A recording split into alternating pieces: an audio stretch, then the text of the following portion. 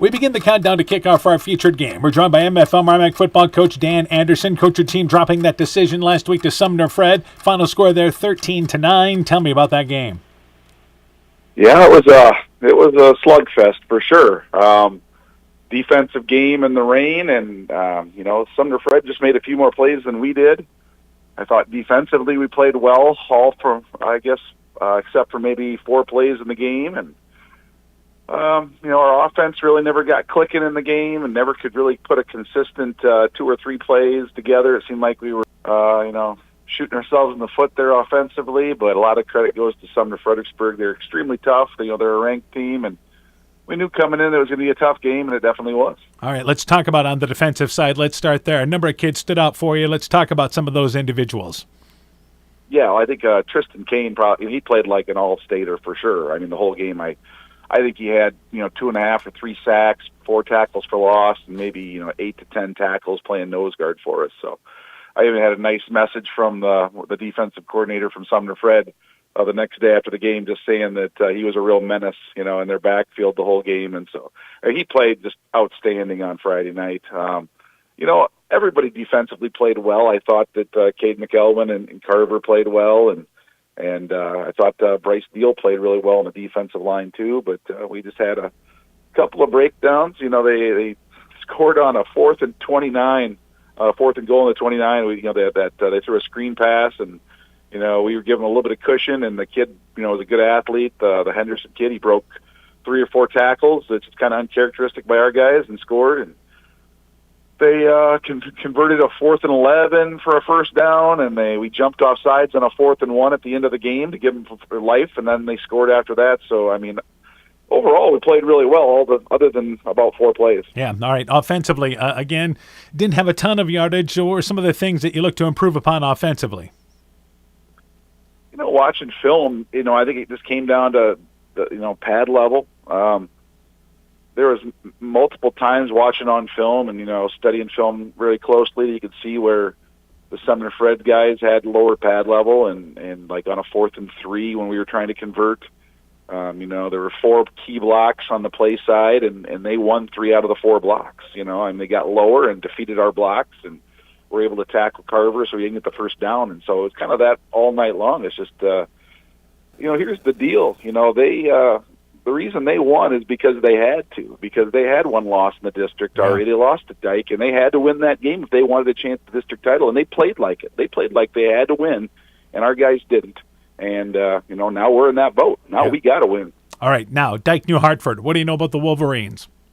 Well, we know that they're ranked, and they beat Sumner Fred, so they're extremely well coached. Don Betz is a Hall of Fame coach down there, and he's been there a long time, and they're consistently playoff teams in the quarterfinals, semifinals, almost every year. So, it doesn't get any easier this week, and we got to go on the road. But we got to play with some intensity and urgency, because we can't afford to lose another game if we want a chance at winning the district title. All right, so you mentioned that. What are some of the other keys in the ball game? It's going to be a defensive slugfest again, I would imagine. Their defense is extremely, tough, and they haven't given up many points this year, and their only losses were a 1-point loss to the number 1 ranked Grundy Center and a 1-point loss to a ranked 2A school in Osage. So that's their losses, 1 point and 1 point. They've beaten West Branch, they've beaten Sumner Fred, so they've played good competition every game. They haven't had an easy game, and so they're battle-tested too. So it's just going to be, I would imagine there's not going to be a ton of points. I think the first team that can get to 20 points is probably going to win the game. All right, Coach, good luck to you in the ball game. We look forward to talking to you afterwards. All right, thanks. MFL MarMac football coach Dan Anderson and his Bulldog team. Countdown to kickoff continues after this. We know that potential is greatly enhanced through hard work and dedication. At Viafield Cooperatives, we promise to provide innovative products and dependable service to help you meet and exceed your potential. From agronomy to energy, grain to feed, Viafield is excited to provide growing opportunities for both producers and consumers at 18 locations throughout northern Iowa and southern Minnesota. Want to learn more about Viafield? Go to viafield.com. Viafield is a proud supporter of our local student athletes. Stronger, farther, faster. It all starts with good nutrition. Clayton County Farm Bureau is proud of our livestock farmers who provide high-quality protein needed to fuel our young athletes. The ultimate pre- and post-game fuel-up can be found in meat and dairy foods grown right here. Meat and dairy are natural sources of essential vitamins that support health, energy, and performance. We know our student athletes are the real deal, and Iowa's livestock farmers are committed to helping them reach their goals. To learn more, visit realfarmersrealfoodrealmeat.com. It's pretty unusual for a bank to be 100% employee-owned. And Freedom Bank wouldn't have it any other way. Employee-owned means we're not just your bank. We're your friends and neighbors.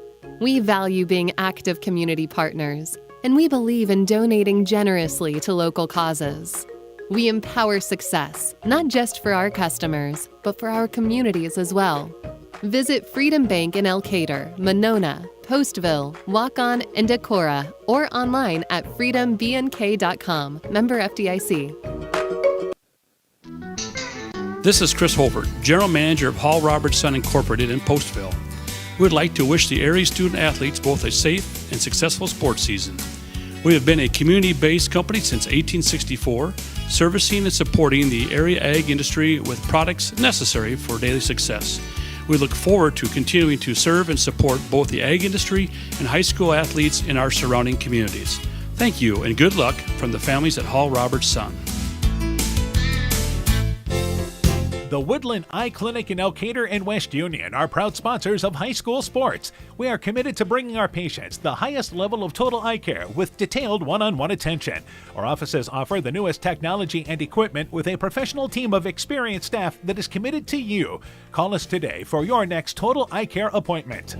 The Woodland Eye Clinic in Elkader and West Union supports all of our local athletes taking the field or court this season.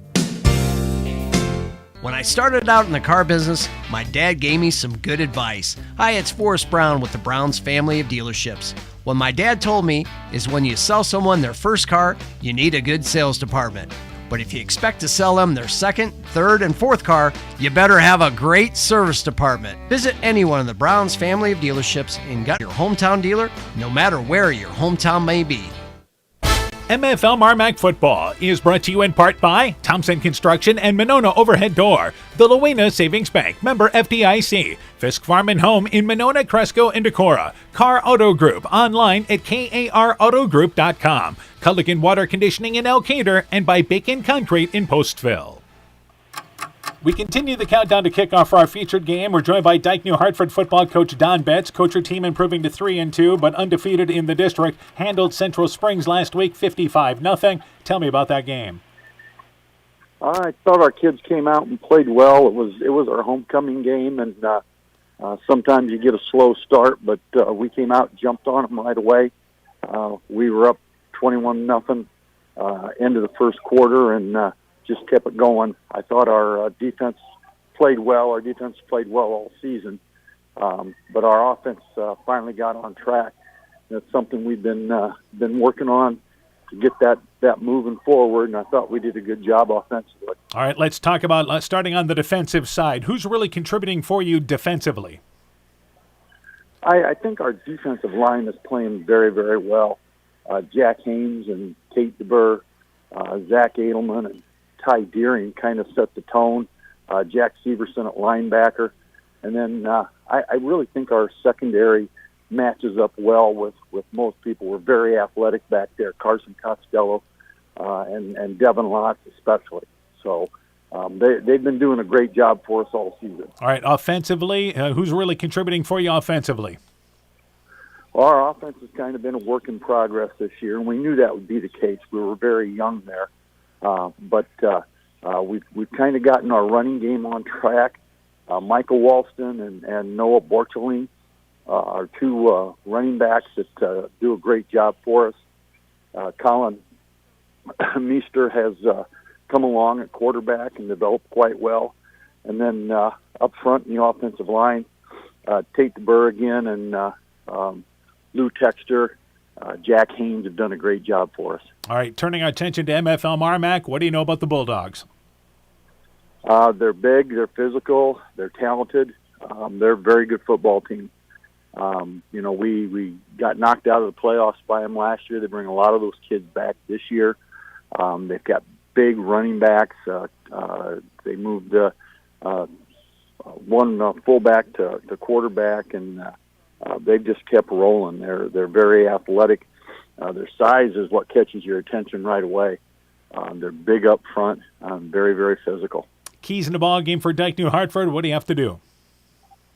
I think it comes down to the line of scrimmage, being able to win the line of scrimmage or stalemate at the line of scrimmage, and then all games come down to those turnovers and penalties.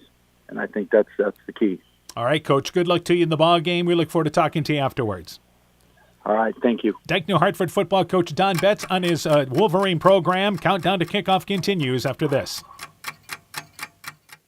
Wilkie's in Elkader is Iowa's oldest family-owned grocery store. You'll find Wilkie's 2 blocks south of the Keystone Bridge in historic downtown Elkader. Stop in and enroll for a Wilkie's reward card and receive points every time you shop. Then log on to their website at wilkiesgrocery.com to view the weekly specials, check out your reward points, make out a shopping list, and more. Wilkie's in Elkader, open Monday through Saturday, 8 a.m. till 7 p.m. Hey, sports fans, take a time out and call Garms Financial Services. Their team of agents can show you how to save money on all your insurance needs with Grinnell Mutual. Whether you need auto, home, farm, crop, or business insurance, Garms Financial Services has you covered. You'll also receive quality protection, expert advice, and local friendly service. Call Brian Bugenhagen, Cheryl Wagner, Emily Bazin, or Kayla Olson today for a free competitive quote. Garms Financial Services in Elkader, your trusted choice agency. Top Gun Customs knows you can fill the deer tag well out of season. If you've tagged that prize buck, pull up to the stoplight at Top Gun in Garnavillo. That's it.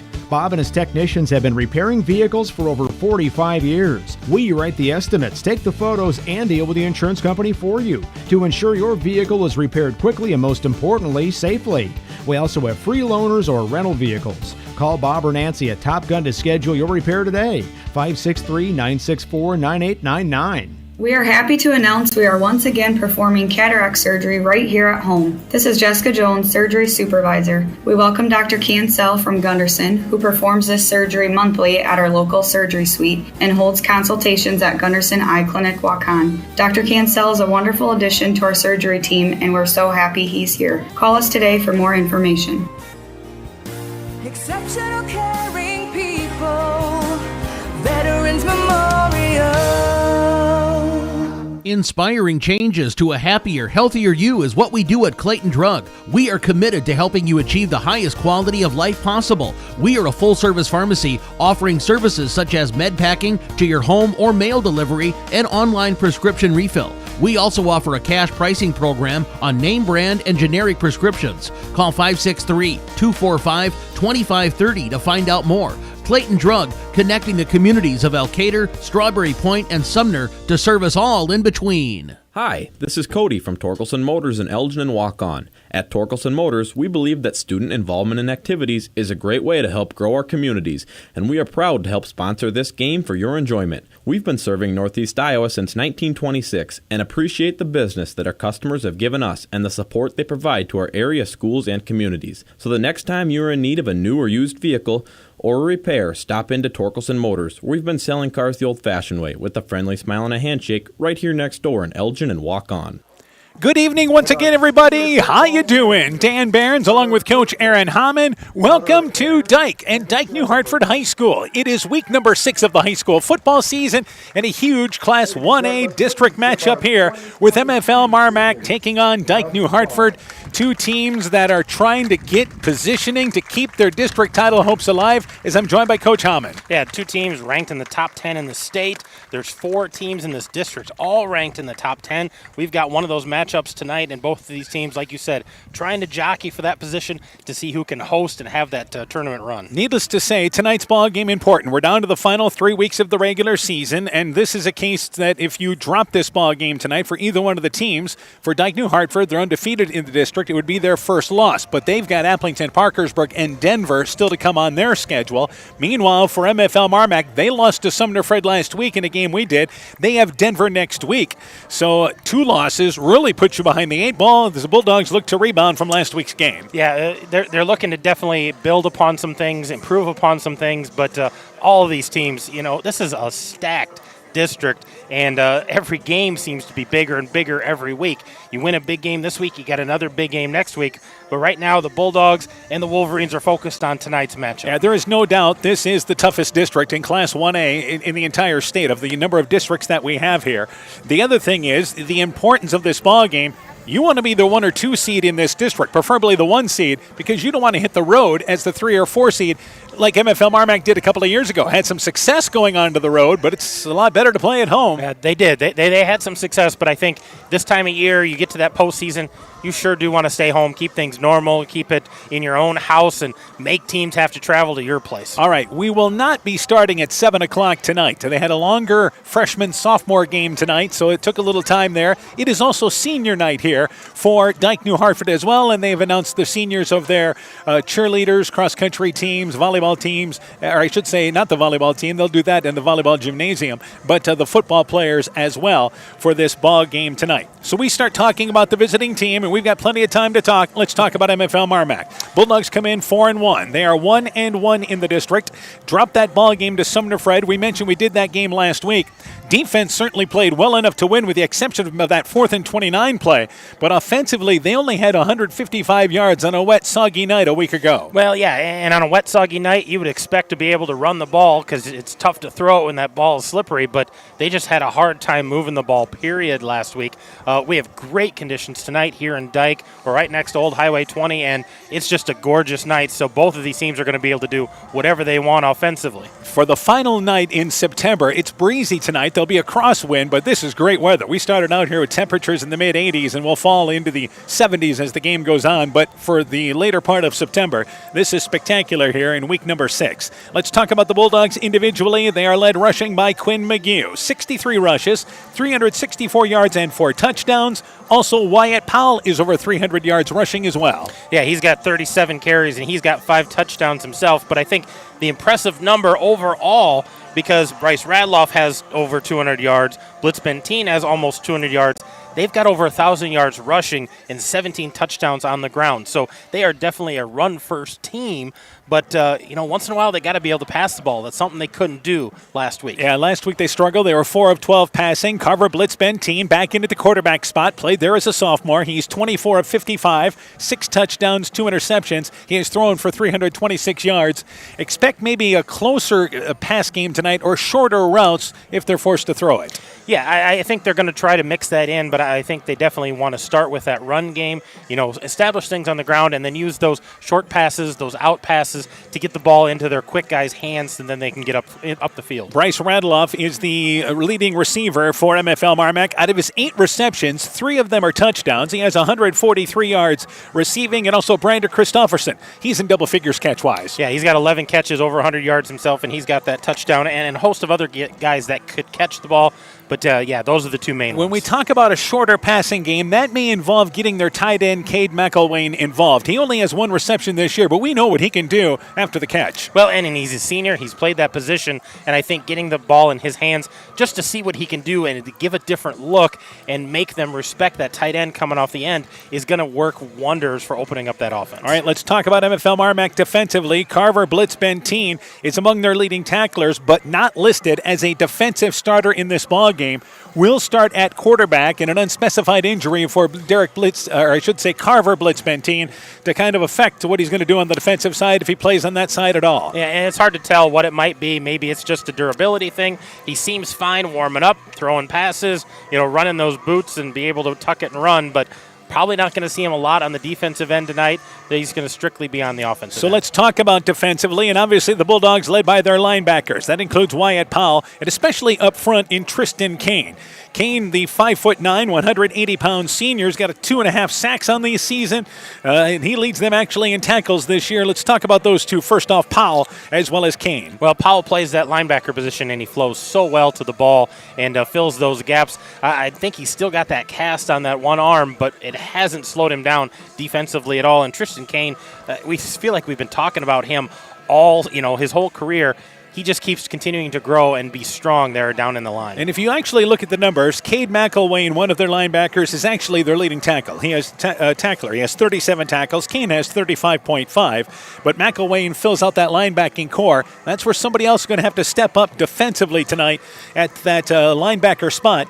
And likely you're going to see Braden Gordon kind of move back into the outside linebacker spot for them. Yeah, Braden Gordon's got a 15.5 tackles on the year. He's got a couple sacks himself. So it's not like he doesn't know what he's doing there, but maybe hasn't had as many snaps in that position. Maybe filling those shoes of Blitz Benteen tonight. Let's talk about Dike-New Hartford now. The Wolverines come in. They are 3-2. Their losses, non-district losses, both by 1 point to number 1 Grundy Center. They lost 7-6. They lost to Osage 15-14, a game that was ranked at 1 point, a team in Class 2A. Offensively, they are led by their quarterback, Colin Meester. He's thrown 43 completions, 75 attempts, 4 touchdowns, 2 interceptions, has thrown for 572 yards, does a nice job running the football as well. Yeah, he does. He's kind of that dual threat, and being a junior, he's got another year to continue to grow, but he's been doing great things for them. He's got a host of receivers that he throws to.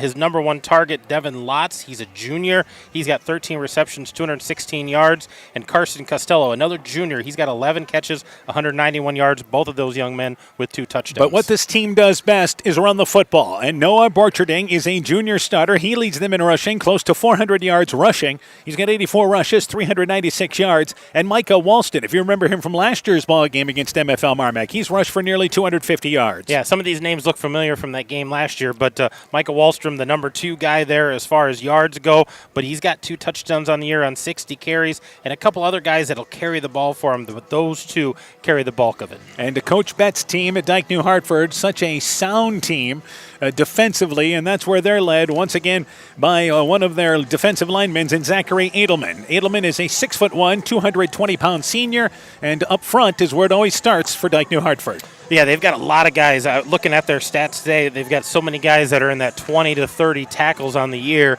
and a lot of those solo tackles gotten to the quarterback a few times. You talked about Edelman. He's got 3 sacks. Tate DeBurr, another one, he's got 2 sacks. So that may be a reason why they're so worried about Blitz Benteen. Make sure he's focused on his job offensively, not have to worry about defense. This is the interesting stat about Dike-New Hartford. They have forced 8 turnovers this year, and 4 players each have an interception and a fumble recovery. Jace Jensen, Carson Costello, Jack Severson, as well as Noah Borcherding. So, again, this is what you're seeing, a number of guys involved in their defensive numbers. Well, and I think in this tough district, if you can win that turnover battle, that's going to speak volumes, winning in the margins and those close games, and every one of these could be a close game going down the stretch. All right, let's go through the starting lineup while we've got a chance for MFL MarMac. On offense, the quarterback, Carver Blitz Benteen. He's a 6'2", 210-pound senior. The running back is Wyatt Powell. He's a 6'1" senior at 215. The fullback, Quinn McGew, a junior, 6'1", 180. The wingback, Bryce Radeloff, a senior, 5'8", 155. The split end, Brandon Christofferson. He is a senior, 6'2", 195. Cade McElway is the tight end, a senior, 6', 195. The anchor of the line is Dylan Jones. He's a senior, 6 foot, 260 pounds. The right guard is Avery Thornton. He's a junior, 6'1", 230. The left guard, Braden Gordon. He's a junior, 6'1", 195. The right tackle, Aiden Schulte, a junior, 6'4", 325 pounds. The left tackle is Bryce Deal. He is a senior, 6'2", 215 pounds. 7 seniors and 4 juniors on an experienced MFL MarMac offense. Yeah, we talked about the number of seniors, juniors they have. We just saw the seniors for Dike-New Hartford. They had about 12 seniors lined up here, too, so very heavy in the upperclassmen. Let's go to the starters on the defensive side for MFL MarMac. Tristan Kane is the nose guard. He's a senior, 5'9", 180. Deal plays one of the defensive end spots along with Avery Thornton. The linebackers, Braden Gordon, Wyatt Powell, Quinn McGew, and also Cade McElwain. The strong safety is Carter Stoddard. He's a junior, 6 foot, 179. Christofferson plays at a free safety. Radeloff is at cornerback, and the other cornerback is Elias Hatt. He is a senior, 6'3", 185 pounds. Hatt, by the way, would be your backup quarterback for MFL MarMac. That's your starting lineup for the Bulldogs. Let's start with Dike-New Hartford now, and their quarterback is Colin Meester. He's a junior, 6'2", 170. The running backs are Micah Walston. He's a senior, 5'11", 195. The other running back is Cole McCumber. He's a senior, 170. The receivers, Carvin Costello, a junior, 6'1", 178. Devin Lutz, the other receiver, 6-foot junior, 165. The anchor of the line is Dawson Dietrich. He's a sophomore, 6'2", 206. The tackles are Tate DeBoer, a junior, 6'5", 230. Colton DeWall, the other tackle, 6'5", 217, also a junior. The guards are Lou Texter. He's a junior, 6'1", 211. And the left guard is Zach Edelman. Edelman is a senior, 6'1", 220 pounds. They only start 3 seniors on offense, so it is a junior-dominated offensive starting lineup for Dike-New Hartford. On the defensive side, Jake Haynes stars at a defensive end. He's a junior, 6'4", 193 pounds. DeBoer and Edelman played the defensive tackle spot. Ty Deering is a defensive end. He's a senior, 6', 155. The linebackers are Walston, Severson, Borcherding, and also Tyson Bennett. Bennett is a junior, 5'11", 160. The defensive backs, Lotz and Costello, and Jace Jensen. He is a senior, 5'2", 164 pounds. That is your starting lineup for Dike-New Hartford, as the Bulldogs all white tonight. White bottoms, white tops, Bulldogs across the front. They have, of course, the royal blue helmets with the numbers on one side. It is solid on the other. Dike-New Hartford, all blue. Blue bottoms, blue tops, blue helmets with the Wolverine logo on one side, numbers on the other. We'll take a break. When we return, we'll go through keys in the ball game and be back with the opening kickoff. You're listening to high school football on KCTN, Garnavillo, Elkader, Iowa. At Alameda Clayton REC, we provide more than energy. We also provide ideas to help you stay safe, especially during harvest season. If your equipment contacts a power line, back away. When you can't back away, call a radio for help. If you must, jump clear of the equipment. Do not touch the ground and the equipment at the same time. Report power line hazards today.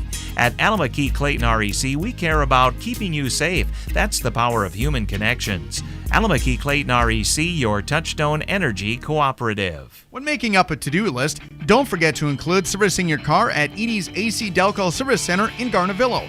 Your car should have the best care, and Edie's will make sure of it. Stop in or call 964-2186 to make an appointment. Tires worn out? Well, Edie's can replace them. Need a tow? Call Edie's at 964-2186. Kay, Lynn, and Todd invite you to stop by and fill your car's tank with fuel at Edie's AC Delco Service Center in Garnavillo. Edie's open 7 a.m. Mondays through Saturdays.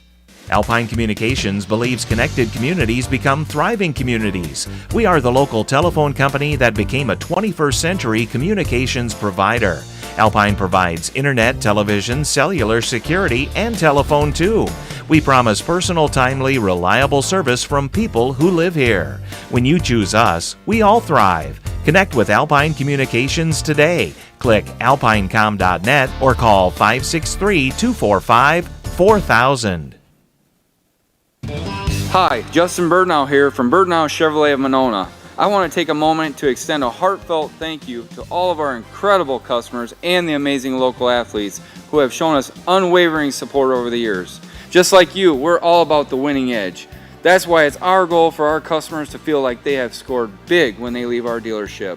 Stop by today or visit us online at birdnowmonona.com. And remember, you have to get to our place. You'll love the way we treat you.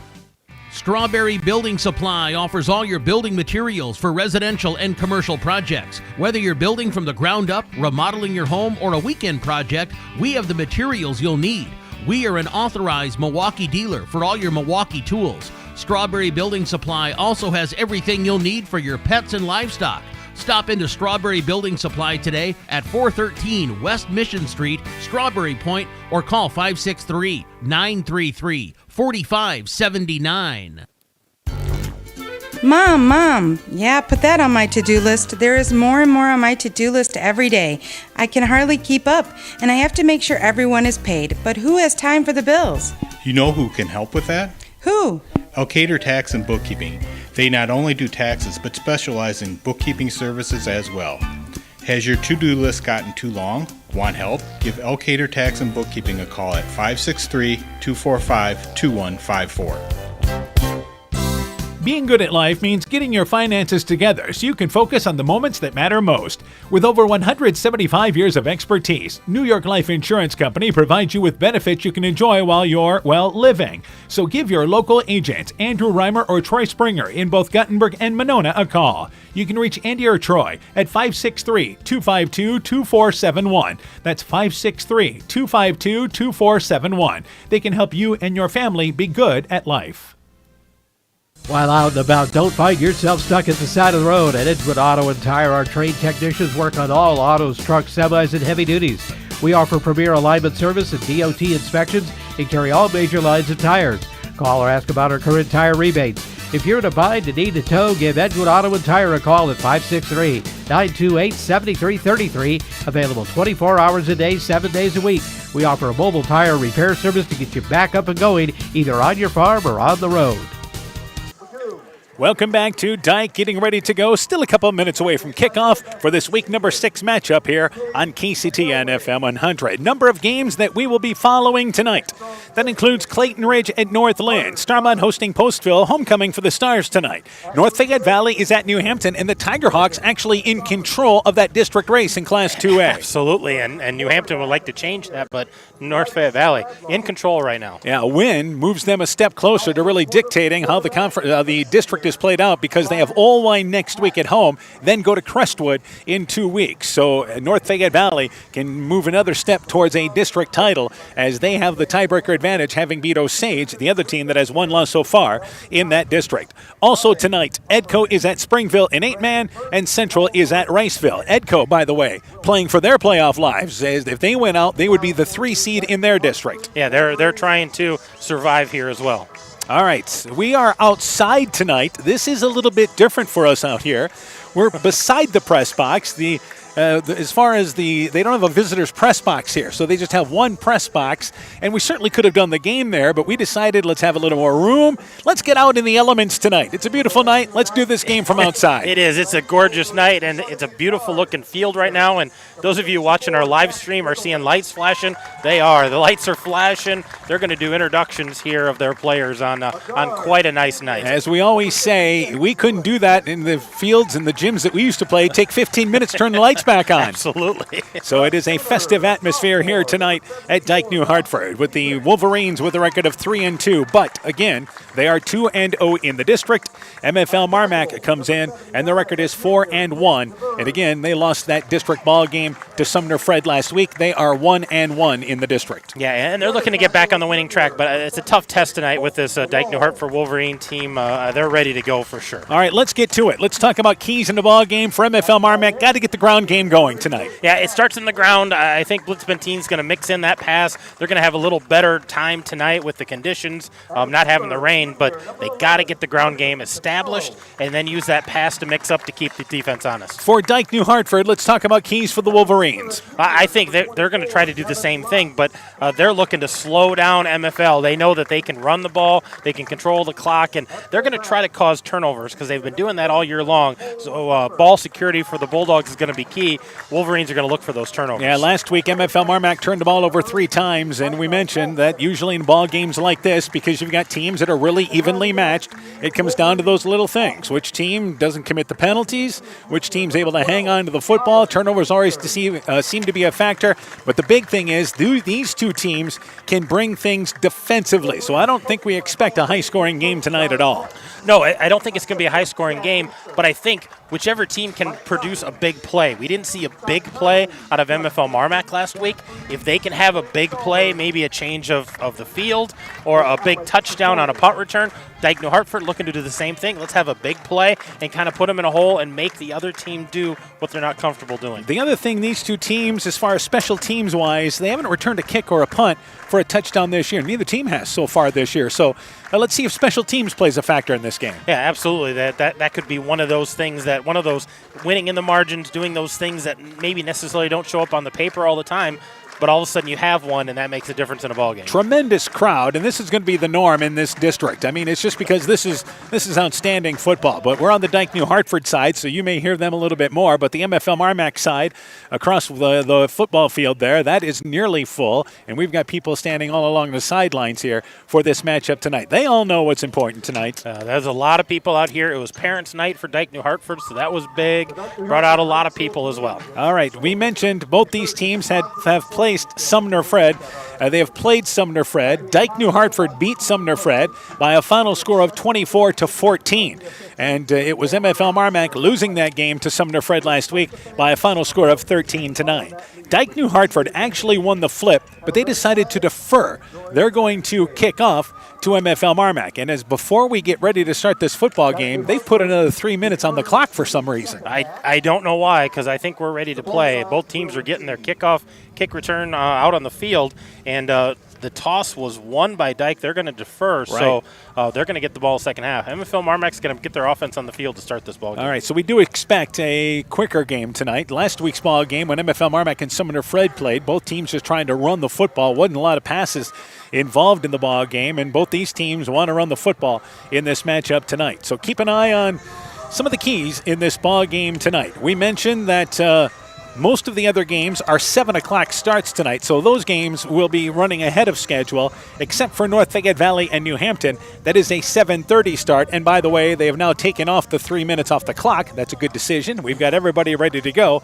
Let's get to it. And Dike-New Hartford will launch the football away. It will be number 33, Cole McCumber, who is their kicker. McCumber, by the way, has hit 2 field goals this year, including a 29-yarder. He's 12 of 14 PAT-wise. Cranbeer for MFL MarMac, 1 of 2 field goal-wise. Hit that 20-yarder last week against Sumner Fred. He is 18 of 20 PAT-wise this year. So both these teams confident in the kicker they have. McCumber to launch it away from the 40-yard line. Back deep for the Bulldogs. You have Powell back there along with Bryce Radloff. And it is Radloff there to the near side, and they stand back at the 5-yard line. So here we go with week number 6 of the high school football season. McCumber gives a look down the field. Ball tees up at the 40-yard line, and we are underway. It is a line drive kick caught by the up-back McElwain, bobbles it, picks it up at the 20-yard line, brings it up the near sideline, stumbles ahead to near the 30-yard line, and it's going to be first down, 10 yards to go. That was a line drive kick right at McElwain, the up-back, and he returns it for 9 yards. First and 10 for MFL MarMac, just short of their own 30-yard line. Yeah, nice field position here right at their 30, and let's see what the Bulldogs try to establish here. I expect them to come out and try to pound and win that line scrimmage. Carver Blitz-Benteen starting at quarterback in the ball game was dinged up a little bit last week. They thought maybe he had a concussion from last week's ball game, but obviously cleared to play in this ball game tonight, at least on the offensive side. The official spot, 35-yard line. Powell in the backfield along with McGee. First down, 10 yards to go, and to throw the football, Blitz-Benteen looking over the middle of the field into traffic for Powell, and it is knocked away at the 47-yard line. Lots of traffic there. Threw it up where only Powell could go get it. The ball deflected out of there by number 3, Jace Jensen. It is incomplete. Second down, 10 yards to go. They tried to hit Powell up the left seam. Well, and it shows what we know, Dan. That's why we're sitting up here. We thought they're going to run the ball. They come out throwing the ball right away, trying to get Powell. Yeah, went play action on the first play. So second down, 10 yards to go. Now Powell moves to the right of McGee in the backfield. Receiver to the right.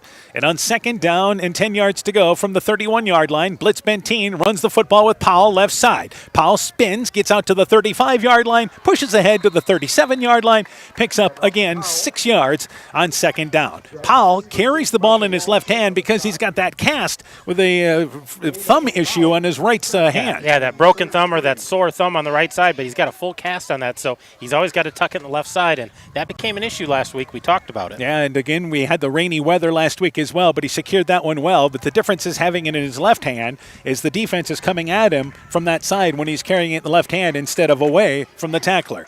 Third down, closer to 3 yards to go for the Bulldogs. From their own 37-yard line, middle of the field. Blitz-Benteen runs the option, going to keep it himself around right end. Gets out to the 40-yard line, breaks a tackle, and muscles his way out to the 45-yard line.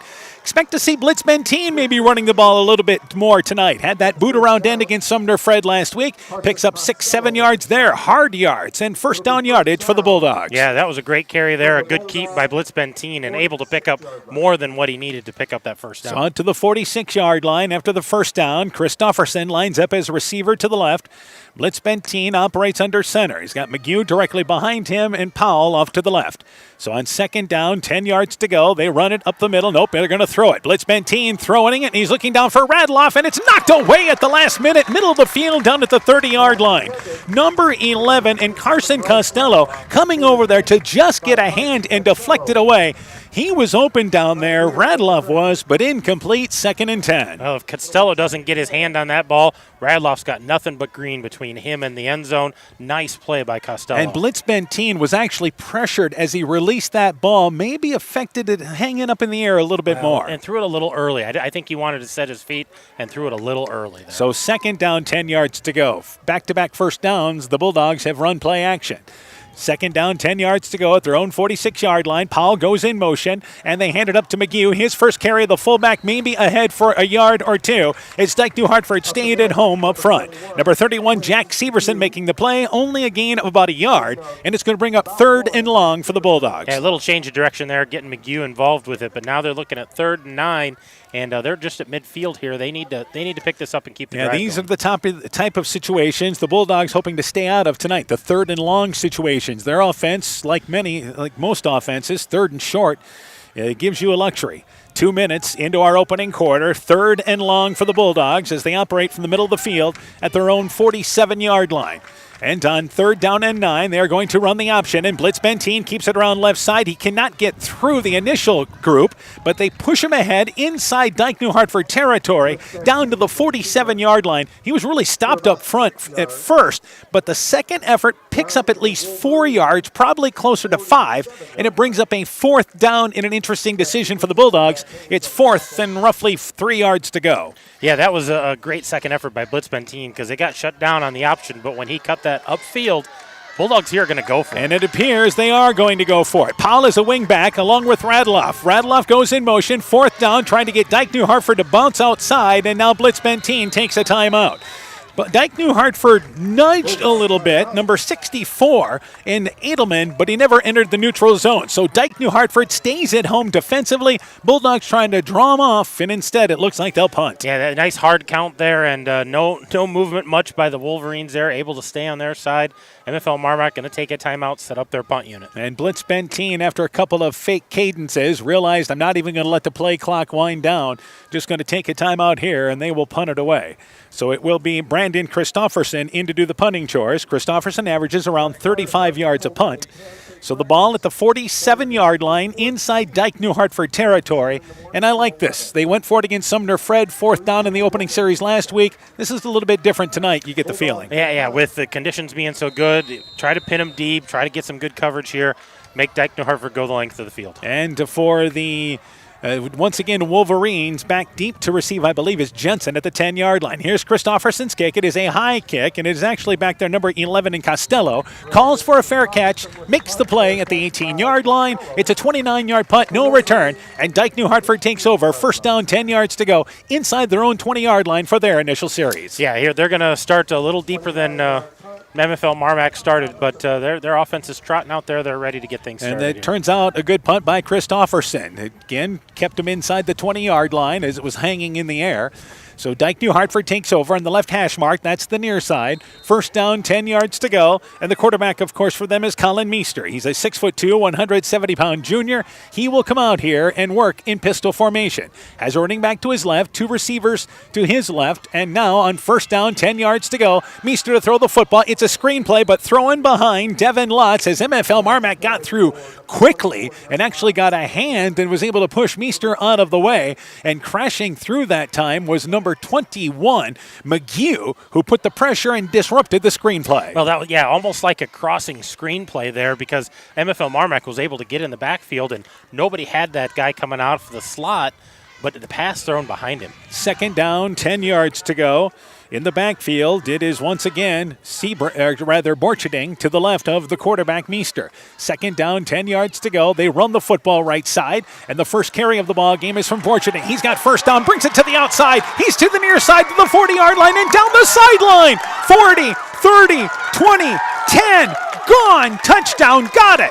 Noah Borcherding on the first play, the first running play that he gets the ball, goes 82 yards for the score. And the Wolverines get a big play, and they strike first. And that was a little slow developing, but once he got through that first wave, he kind of bounced that to the outside. Great blocking by the receivers, and Borcherding able to take it to the house. One play, 82 yards. And Borcherding got through the middle, then made a cut to the near side, and that gave him the spacing, and then he was off to the races. So Borcherding with a huge run, and the Wolverines lead 6-0. And in to try the PAT will be Cole McCumber. So the Wolverines, it's a low snap, but dug out. McCumber's kick, it is high enough, long enough, put it on the board. We've played 3 minutes, 6 seconds. Dike-New Hartford 7, MFL MarMac nothing. Let's take this break. Epic Wear. Get personalized clothing for your school, your team, family, friends, business, or any event. Epic Wear has a huge range of customizable apparel, trophies, and awards, and they offer free design help or design your own apparel at getepicwear.com. And you can even set up a free web store for your fundraiser. Make sure to check out the selection of Bulldog Spirit Wear and Iowa-themed items at the Monona location. Epic Wear, located in downtown Monona and Waukon. Call 563-539-2300 to place your order today. It's September, and Scooters Coffee in Manchester has a deal for you. During the entire month of September, enjoy a brewed coffee in any size for free on them. Scooters Coffee offers a variety of coffees, smoothies, blenders, and breakfast food products served all day long. Download the Scooters Coffee app to order, pay, and earn rewards. Scooters Coffee in Manchester, open Monday through Saturday 5:30 a.m. till 8 p.m. and Sunday 6 a.m. till 8 p.m. So it's 7-0. Dike-New Hartford in the lead. Borcherding an 82-yard run. McCumber's PAT makes it 7-0. And McCumber set to launch it away from the 40-yard line. And the Wolverines getting a big play on their first series, the second play for them offensively. Back deep, you've got Powell along with Radloff spread out there back at the 5-yard line. McCumber had a line drive kick to start the ball game. This one gets in the air, and this is to the near side, and it's picked up by Radloff, catches it at the 5-yard line, brings it up right side to the 20-yard line, gets out to the 25-yard line, tackled there. It is a 20-yard return. First down, 10 yards to go for MFL MarMac at their own 25-yard line, now trailing 7-0. And let's give props to Borcherding on that run. Oh, that was a great run by Borcherding, and MFL MarMac just slow getting to the outside when he bounced that out, and now the offense, they're going to have to answer here. That was one of those big plays we said, hey, could be a difference maker. Dike-New Hartford got the first one. Got to be honest with you, a bit surprised that you had such a big play to start this ball game. You figured both these teams were really going to have to earn it against these defenses, but it is Dike-New Hartford getting the first big play of the night. First down, 10 yards to go for the Bulldogs, and Blitz Benteen to throw the football, looking one-on-one. He's got Hatt down the far sideline, through the hands at the 45-yard line. Had a step on his defender, laid out beautifully by Blitz Benteen, just didn't haul it in as Hatt slaps the ground in frustration. It's second down and 10. That was a beautiful pass, had time back there. Blitz Benteen planted that foot, stepped into the pass, and had the defender beat, and Hatt not able to reel it in. He wants that one back for sure. That is the third play on first down that MFL MarMac has thrown the ball on first down. So incomplete, second down, 10 yards to go. In on the coverage, by the way, was Jace Jensen. But the Bulldogs have second down and 10. Powell in the backfield with McGee. Second and 10, they run it with Powell. Powell up the middle, hit at the line of scrimmage, and that's it. Maybe forward progress of a yard. Looked like something off right end there quickly, but that was shut down by Dike-New Hartford. And number 79 up front, making the start, and Tate DeBoer, the first one there. But here's third and long for the Bulldogs, third and 10. Well, and this is the confidence that the Bulldogs have in their offense, throwing on first down, knowing, hey, if we don't catch that, we got to run the ball on second and third down, but third down and 10 is not the situation they want to be in. So third down and 10. This is the second series in a row. They have faced a third and long situation. Double wing set. Hatt back in as a receiver to the right. McElwain to the left side. McGee in the backfield. They send Powell in motion, and they're going to run it. Powell trying to get around left end. Cuts back to the middle. 30-yard line spins. There's a flag. As he reaches out to the 33-yard line, you get the feeling it's probably in a holding area, but a nice job by Powell getting 7 yards, but they needed 10. Powell able to kind of pick his hole and get through the middle, and now the penalty likely against MFL MarMac. Yeah, it looks like they're indicating holding here, so it's probably going to go against the Bulldogs. And this will be an interesting choice for Dike-New Hartford. It is a block in the back against MFL MarMac, but either way, the penalty here, Dike-New Hartford will push them back. They decided to take the penalty. Would have been fourth down. 3 yards to go. Maybe they figured MFL MarMac would think about going for it, even though you're at your own 25-yard line. That's a tough situation, deep in your own territory, and not able to move the ball in this series. I almost think I'd take fourth down, make them punt it. So it's third down, and it is once again 17 yards to go. So they have to get from the 17-yard line to the 34-yard line. 2 receivers to the left. Third down, 17 yards to go. Blitz Benteen is working on a pistol formation, and he is going to look to throw the football. Looking one-on-one for Radloff, middle of the field, and that ball overshot at the 50-yard line. McElwain running up the right seat along with Radloff. Ball kind of split the 2 receivers. It is incomplete. Number 11, Carson Costello, dove for it at the 45-yard line, out of his reach, and it is incomplete as the Bulldogs were hoping for a home run play there, and they come up empty. It's 3 and out for MFL MarMac. Well, and for the Wolverines, taking that penalty, pitting MFL MarMac deep, not able to pick up any yards on that play. They're going to have to punt from a little farther. Dike-New Hartford looks to get this ball right at midfield. And already leading 7-0. They have Costello back to receive at the 45-yard line in Dike-New Hartford territory. So once again, it will be Christofferson to launch it away. It's a high snap. He's able to go up and get it, and now he's forced to run as Dike-New Hartford brought pressure, and he kicks it on the run and got it out of there. It's going to sail out of bounds on the Dike-New Hartford sideline. That was a great decision by Christofferson because number 21 had gotten through there in Tyson Bennett, and he was going to block it. Christofferson got out of there, brought it near side, but kicked it on the run. That's an ultimate rugby kick. It goes out of bounds at the 41-yard line. It's a 24-yard punt, but he averted disaster. I thought he was going to try to run and pick that up, and I knew he wasn't going to get there because there was a lot of pursuit, but able to get that off of his foot and at least get some yardage. Now Dike-New Hartford, great field position, leading 7-0. First down, 10 yards to go. They operate out of pistol formation, and again, Borcherding is at one wide running back spot along with Watson. He gets the handoff and fumbles the football, and it's recovered by the Bulldogs. Blitz Benteen, who did not start on defense, shot through, forces a turnover there on the late exchange to Walston. It's picked up by Radloff, and the Bulldogs get a break at their own 42-yard line, forcing the game's first turnover. Well, and Coach Anderson dialing it up there. That was all run blitz, and everybody was coming into the house, and they were in the backfield as that handoff happened, poked it out right away. So it's first down, 10 yards to go, 7.5 left in the opening act. This is the Bulldogs' third possession already. They received an initial first down on their opening drive, but then had to punt. So first down, 10 yards to go, and the Bulldogs get a break. In the backfield, Powell along with McGew. McGew at a fullback spot. Powell is to his left. And they run the football. Nope, they're going to throw it again. Blitz Benteen looking over the middle of the field. It's a jump ball for Christofferson, who goes up, catches it. Then I believe it's taken away. No, they say it is caught. Christofferson hangs onto it. They're still fighting for it at the 30-yard line. They threw it up for grabs, and the official signal right away, it is caught by the offense. Going up for the catch was Christofferson. Also was Devin Lotz, and they both really came down with it, and possession goes to the offense, down to the 31-yard line. That's a 26-yard pass play for the Bulldogs. And that was just a jump ball, and Christofferson did a great job coming back for it and getting that ball initially as he went to the ground. Christofferson actually had to reach over top of Lotz to get that interception. So the Bulldogs down to the 31-yard line. First down, 10 yards to go. And on first down, Powell off left side, slips through a tackle. Now he's into the open. Here's Powell bouncing to the outside. 20, 10. He goes in for the score. Touchdown, got it. Wyatt Powell with a 31-yard run. But there is a flag down on the play as Powell made a nifty move to the outside. He did. He bounced that to the outside and got behind the defense, but somebody inside must have held, and that ball's coming back. Another block in the back against MFL MarMac, and the flag is down at the 20-yard line. So Powell had basically been clear of that group where there was the block in the back, and it goes back to the 29-yard line. So they actually end up gaining 2 yards on the penalty, but it is now first down and 8 yards to go for MFL MarMac, but a touchdown taken off the board. Points off the board is never what you want.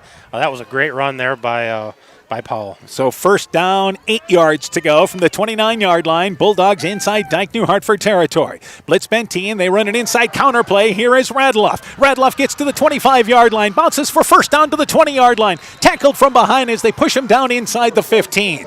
We really did not see this against Sumner Fred, that inside counter play, and a heady run there by Radloff. Yeah, nice run there by Radloff, picking and choosing where his blockers were, and he took that from the 29 down to the 14, so 15-yard gain for Radloff. First down, 10 yards to go for the Bulldogs after the turnover, trying to cash in, at least tie this game up if they can. First down, 10 yards to go. Hatt is a receiver to the right, and Powell in the backfield. Also going out as a receiver is number 18 in Carter Stoddard at a wingback spot, actually. And on first down, they run it with Powell. Powell up the middle and hurdles over the line of scrimmage. Gets down to the 10-yard line, closer to the 9. Nice athletic move by Powell. The hurdle gives him 5 yards on first down. Yeah, he goes from the 14 down to the 10, so a nice gain there on first down. Moving the ball here, this is what the Bulldogs want to do. Yeah, put him inside the 10. Solid 5-yard gain halfway through the opening quarter. And the Bulldogs here have second down, 5 yards to go. As a receiver, Hatt is a receiver to the left side. And on second down, 6 yards to go, McGee is in the backfield. Powell at a wingback on the left side. Radloff goes in motion, but they run it with McGee. McGee left side up the middle. He's got first down inside the 5-yard line. They push the pile ahead to the 2. It's going to be first and goal for MFL. MarMac, McGee's second touch, but finally some space in between the tackles. Yeah, that's something that they just didn't have last week. They weren't able to establish anything inside, and a nice hard run by McGee, getting himself knocking on the door. Only 2 yards to go to pick this up. First and goal from the 2-yard line. Bulldogs, a drive that started at their own 41 after a fumble recovery, and they have done it running the football here. He did have a big pass play, which moved him inside Dike-New Hartford territory. Hansen is a receiver there to the left side. Hansen, by the way, had that drop on the sideline pass earlier. We believe it said it was Hatt, but it was actually Hansen. They run it with Powell. Powell goes around left side and able to go in for the score. Overloaded the left. Powell runs behind the line on the left side. And after the turnover, the Bulldogs finish off the drive back within 7-6 on Powell's 2-yard run. Well, and that was impressive, a series there that time for the Bulldogs. Mixing in between the tackles, the little counter, bounce to the outside, little speed game, little power game. That's what they're built for, and that was a nice drive Blitz for the Bulldogs. Benteen to hold, and Cranbeer to try the PAT to try to tie the ball game up here. And this, again, with 5:17 to go in our half. A low snap, they're able to go get it, but it is blocked. Shooting through there, number 31, Jack Severson, blocks the PAT. So the Bulldogs trail 7-6. Dike-New Hartford in the lead. Let's take this break. Broadband is more important and versatile than ever, and you no longer need a home phone to utilize Neat's fiber broadband service. Freedom plans are now available to all subscribers on Neat's fiber network in and around Farmersburg, Luena, Monona, Postville, and St. Olaf. With speeds up to 250 meg, Neat's managed Wi-Fi is also included at no additional cost. Call today for more information on Neat's new Freedom plans and enjoy reliable, super-fast broadband internet service from Neat. Call us at 539-2122 today to discuss which Freedom plan is best for you. Neat, connecting you now. MFL MarMac Football is brought to you in part by Community Insurance of Iowa, Hometown Agency, Monona, Auto, Home Business, Crop Farm, and Life, Smithy's Oil and Tire in Monona, Garden View Place in Monona, Vorwald Enterprises, Inc. in Monona, Conoco Floor Covering in Monona, Norby's Farm Fleet in Northeast Iowa, Guttenberg Municipal Hospital and Clinic. Check out career opportunities at guttenberghospital.org. And Furniture Showcase at All Wine, lighting showroom, flooring, furniture, and window treatments. For the Bulldogs, a 59-yard drive. Powell, the 2-yard touchdown run, but the PAT blocked. It is 7-6. Dike-New Hartford is in the lead. The Bulldogs, both these teams, 90% on PATs, but that one never had a chance as getting through the line was Dike-New Hartford. Yeah, Dike-New Hartford very quick off the ball on kicks. So to launch it away for MFL MarMac is number 22, Ben Cranbeer. Cranbeer a high kick, but it's returnable at the 10-yard line, picked up there by Borcherding. Brings it right side across the hash mark. He's out to the 25-yard line, stood up there at the 26-yard line. They tried to go to that white side of the field. Defensed well by MFL MarMac, and Dike-New Hartford, leading by 1, has first down, 10 yards to go at their own 26-yard line with their second initial series of this football game. Actually third. They had a touchdown and then a fumble on one play. Well, you know, their offense really hasn't been out there very much. The second play from scrimmage for them, 82-yard touchdown, and then they had that fumble on the last series with great field position, so they haven't had a chance to establish a whole lot here quite yet. So first down, 10 yards to go. Receiver to the right side for Dike-New Hartford, and that is number 11 for them in Costello. In the backfield, Borcherding. They run out of pistol formation. He is to the right of Meester. And on first down, 10 yards to go. Borcherding there before the play gets going. There is a flag, and I believe we had movement by Dike-New Hartford. We had a false start on the Wolverines. Movement up front, going to make it 1st and 15. Yeah, they're going to have to start over, and it's been kind of interesting. They've had motion on every play so far, either a guy out of the slot, a guy out of the backfield. So motion just to keep MFL MarMac on their toes here defensively. We have our first score of the night. Edco leads Springville 6-0 at the end of 1. So that is our first score in. We'll continue to update you and all the area teams tonight First down, 15 yards to go, back to the 22-yard line for Dike-New Hartford. And again, Meester runs out a pistol. They send that back in motion once again in McCumber. And they're going to roll out to the left. The pass caught by McCumber. Left flat, slips the defender at the 25-yard line. Gets out to the 27-yard line. McElwain able to chase him down there. But a solid pickup there of 7 yards on first down and a quick rollout to the left. Yeah, just the guy in motion went out into the flats and just kind of sprinting out there, and a nice pitch and catch, a good 6-yard gain. So second down, 9 yards to go. They mark him down at the 28-yard line, but the play ended up closer to the 30-yard line. And now in the backfield once again, it is going to be Walston in the backfield. He's to the left there of the quarterback, Meester. Second down, 9 yards to go. And on 2nd and 9, Meester runs the football. And that again hit is Walston immediately in the backfield. There's McElwain. Just made the tackle on the last play, this time in the backfield. They lose yardage back to the 25-yard line. Loss of 3, 3rd and long for Dike-New Hartford. Well, when MFL MarMac dials up some rush pressure there, they send the house or they shoot a guy through. They've been able to get through and make great one-on-one tackles. So third down, closer to 12 yards to go as we go inside 4 minutes left here in our opening quarter. Dike-New Hartford leads 7-6. Meester has 2 receivers to the left, and that includes Lutz along with Costello to the left side. They also have a wingback in motion on the right side. So third down, 12 yards to go. McCumber goes in motion, back to Meester. Meester to throw the football again. Steps up, one-on-one, looking down the field. Powell's in coverage, and the ball knocked away, intended near side for Lutz.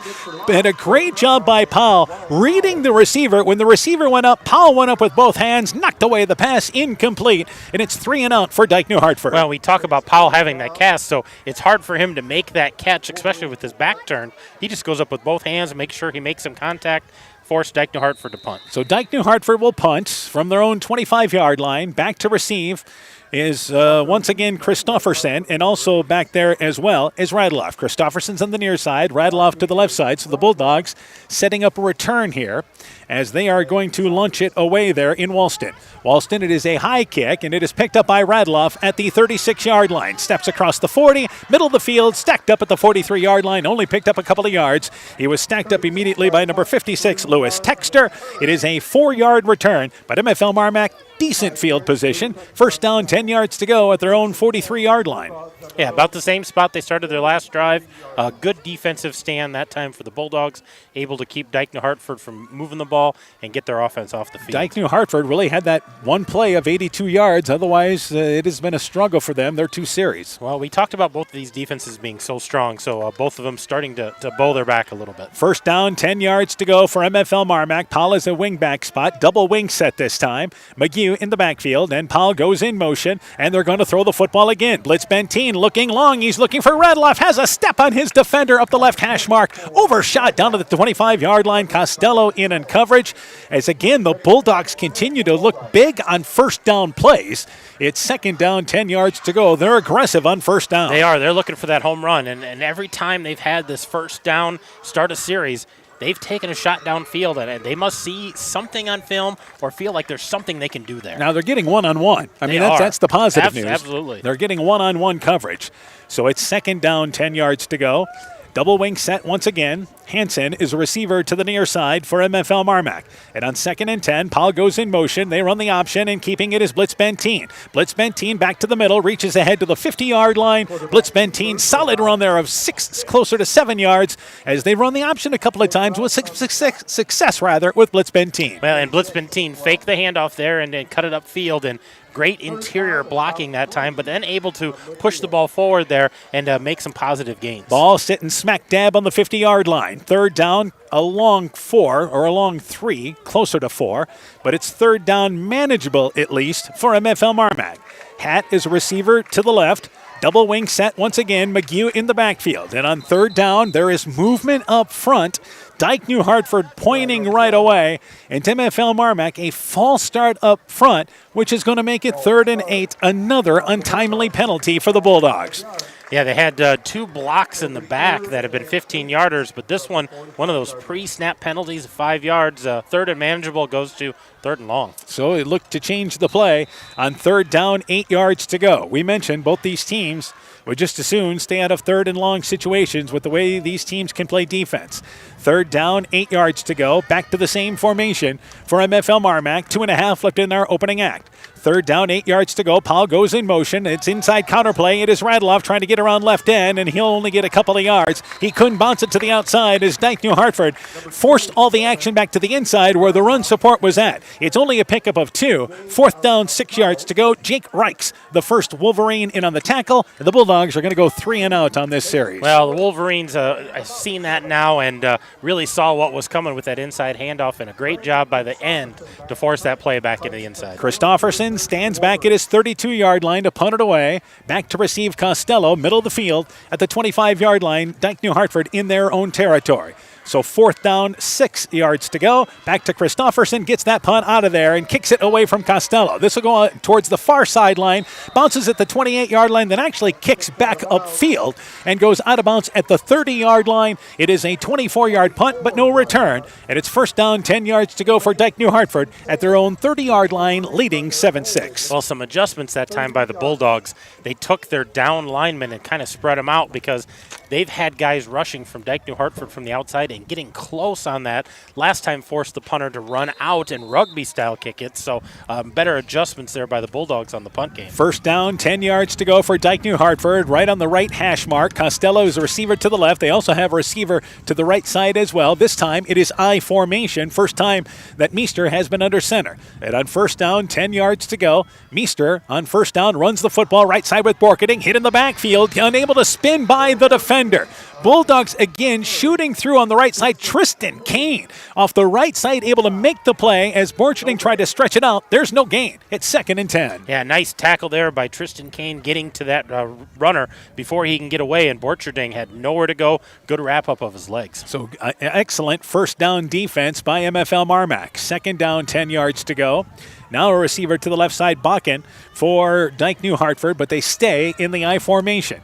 Second down, 10 yards to go. A minute left here in our opening quarter, and it's a toss play left side. Borcherding trying to get to the corner. He does. 30-yard line, 35-yard line, tackled from behind in pursuit at the 37-yard line on the near sideline. And that was Elias Hatt closing down the gap. The linebacker, McGew, actually got blocked out of the play. They run a sweep to the left, and Borcherding picks up 7 yards on second down. Yeah, nice pursuit there. Number 54 coming down the line on that as well. But Borcherding able to pick up a nice 7 yards. And I think we may see one more play this quarter, Dan. We're under a minute to go. We're down to 30 seconds here in this opening quarter. Second down, actually third down, 3 yards to go for Dike-New Hartford from the left hash mark. Again, back to the I formation. On 3rd and 3, Meester is going to run it back with Borcherding, but he's hit in the backfield. Blitz Benteen back there and couldn't get to the outside. They lose yardage back to the 35-yard line. It's going to be fourth down for Dike-New Hartford. Yeah, they're going to have to punt this away, but I think we're going to see it. You know, they may try to get this off before they lose the win, but I don't think they're going to have enough time. So the first quarter comes to an end. Dike-New Hartford 7, MFL MarMac 6. You're listening to high school football from KCTN Sports. You work hard to make sure your family has everything they need. Life insurance from American Family Life Insurance Company can help financially protect your loved ones by replacing a portion of your income if you were to pass away. That means your family will have the help they need to maintain their quality of life and pursue their dreams. Get the peace of mind you deserve by protecting what matters most. Contact Julie Depke, agent at 563-245-2366 today. American Family Life Insurance Company. MFL MarMac football is brought to you in part by Ashbecker Building Supplies in Rossville, Ems Machine and Manufacturing in Monona, Innovative Egg Services in Elkader, Monona, and Waukon, Sincerely Yours Interiors by K in Monona, Bruins and James Insurance, your Grinnell Mutual Agent in Monona, Farmers Savings Bank of Colesburg, Elkport Garber, Strawberry Point, and Arlington, member FDIC, LTI & Sons Water Conditioning, your Connecticut dealer in Postville, and by Meyer Collision and Service Center in Guttenberg. We've played one quarter. Dike-New Hartford, an 82-yard touchdown run from Borcherding. MFL MarMac answered after a Dike-New Hartford turnover. Powell scored on a 2-yard run. The difference is that the extra point for MFL MarMac was blocked. So it is 7-6. Bulldogs set to get it back here as we start the second quarter. Radloff is near side, also back to receive Christofferson. They're spread out back at the 30-yard line. And again, it will be Walston doing the punting chores for Dike-New Hartford. He averages around 38 yards a kick. And on 4th down, 5 yards to go, he stands back at his own 23-yard line. And on this play, there's a snap. Walston looks things over, gets the punt out of there. It is a short kick.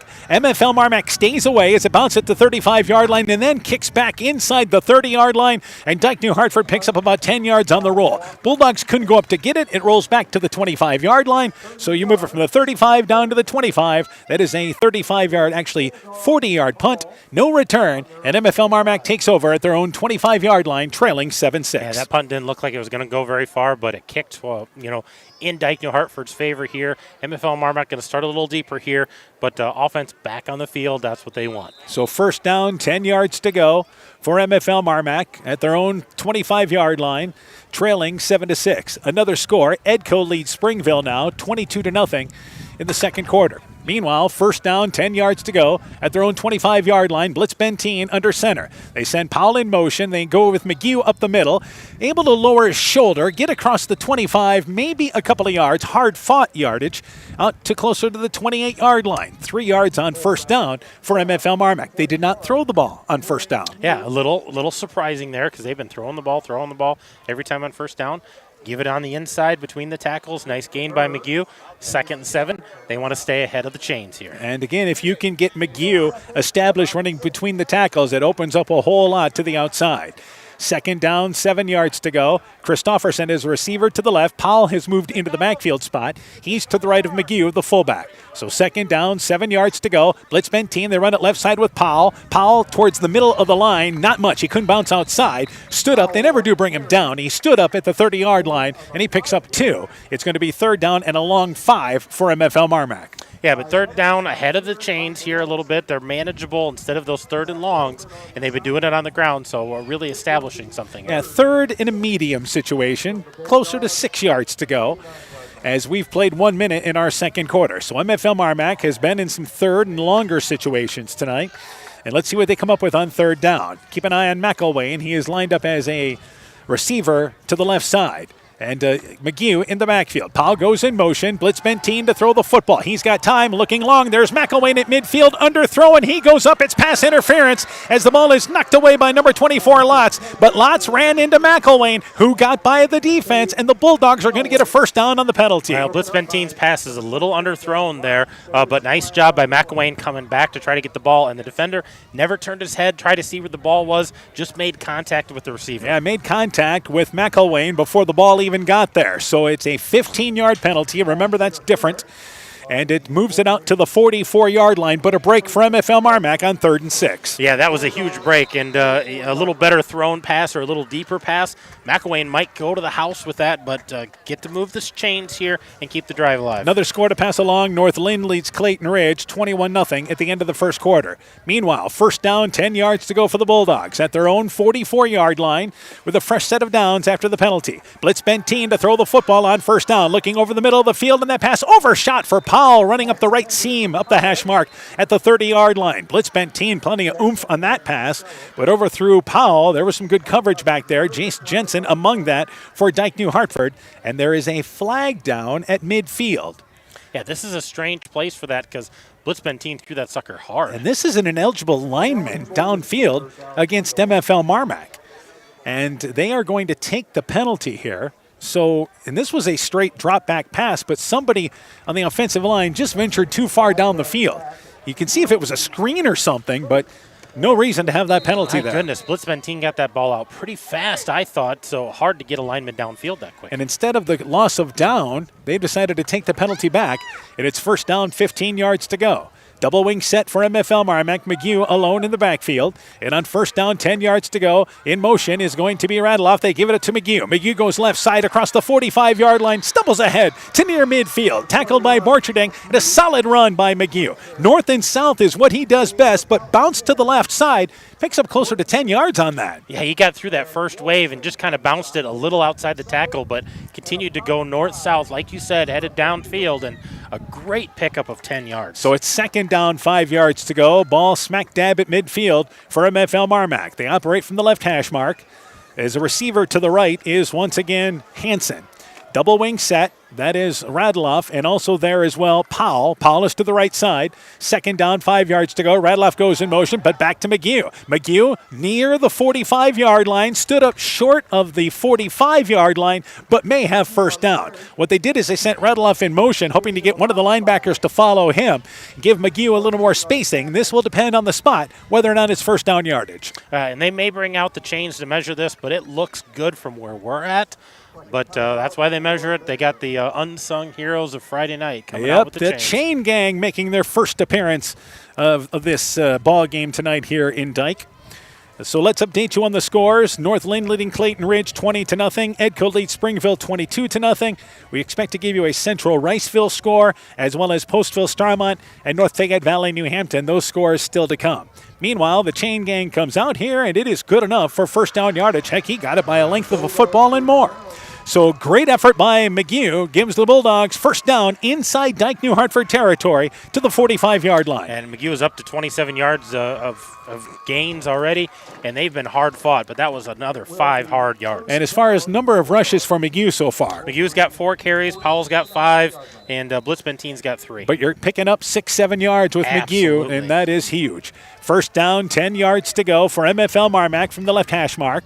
And again, Powell is a wing back to the left side, Radloff to the right. Powell goes in motion, and they run it with, again, McGew. McGew across the 45-yard line, leans ahead, 42-yard line. That was closed down much better by Dike-New Hartford up front. Only a pickup of about a yard and a half. It is going to bring up second down, closer to 8 yards to go. Number 31 for Dike-New Hartford, Jack Severson, their junior linebacker, making the stop up front. Yeah, much better by the guys up front for Dike-New Hartford, but you almost get this feeling like MFL MarMac's trying to set something up, pounding away, and then we're going to see some play action or maybe pitch it out to Powell, something a little different coming. Able to bounce something to the outside. Radloff now, actually Christofferson, is a receiver to the left. Powell has moved into the backfield to the left of McGew. Second down, closer to 9 yards to go. Radloff goes in motion, right to left, but back to McGew. Fullback again. Bounces left side, gets to about the 42-yard line, stacked up by a host of Wolverines in run support, Jace Jensen. Also there is Borcherding as well, short of the 42-yard line. It'll be third down, closer to 6 yards to go for MFL MarMac. 8 minutes left in our half. Yeah, a couple of yards there. Again, hard-fought yards, but a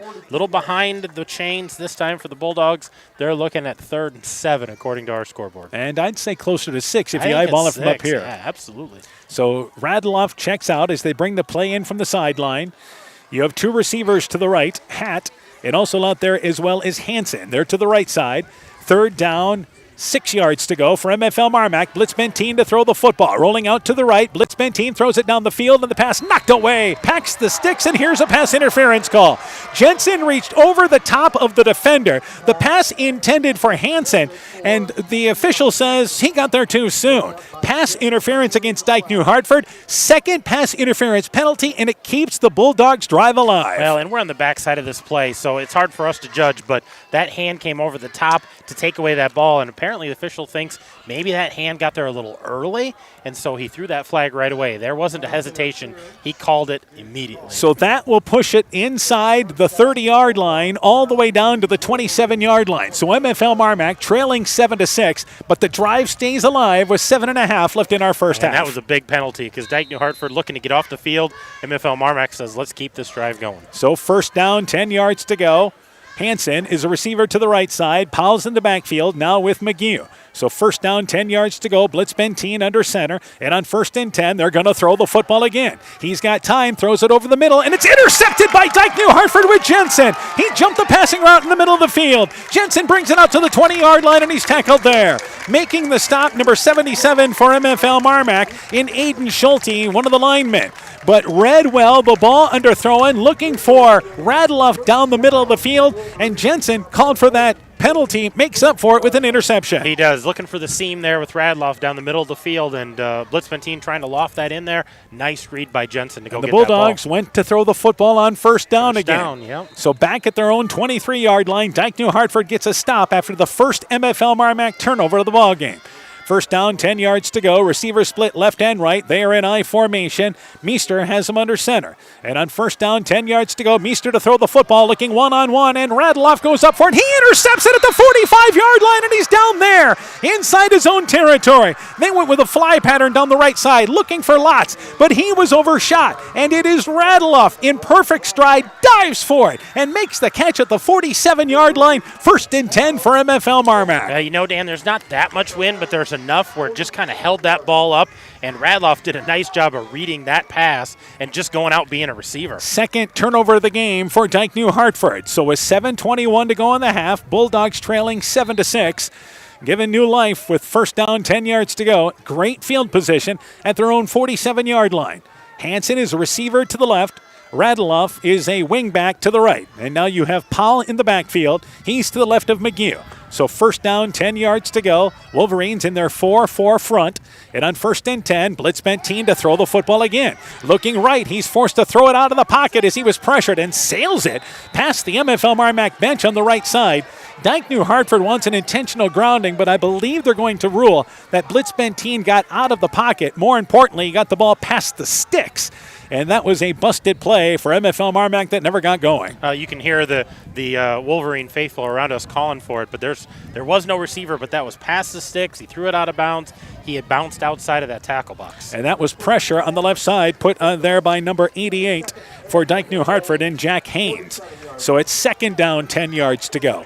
And the Bulldogs have a receiver to the left, same formation they had a moment ago. 2nd down, 10 yards to go. Blitz Benteen, they run it with Powell. Powell trying to get around right end. Steps across the 50-yard line, makes a defender miss. He's down to the 45-yard line. 1st down as they drag him from behind to the 40-yard line, down to the 39-yard line. Jake Reichs makes the play for Dike-New Hartford. And Powell certainly being selective of finding his holes, showing a lot of patience running the football. Yeah, he kind of was bouncing that to the right side, just inside the tackle there, and saw something to the left, so took a side step, waited for that blocker, and then accelerated upfield, able to pick up that 1st down. So 1st down, 10 yards to go. Bulldogs back inside the 40-yard line. We're here moments ago, but through an interception. 1st down, 10 yards to go from the left hash mark at the 38-yard line. And on 1st and 10, back to Powell, inside counterplay. It is Radloff. He's got room left side, down to the 30-yard line. Steps inside the 25-yard line. 1st down as they push the pile ahead to the 21-yard line.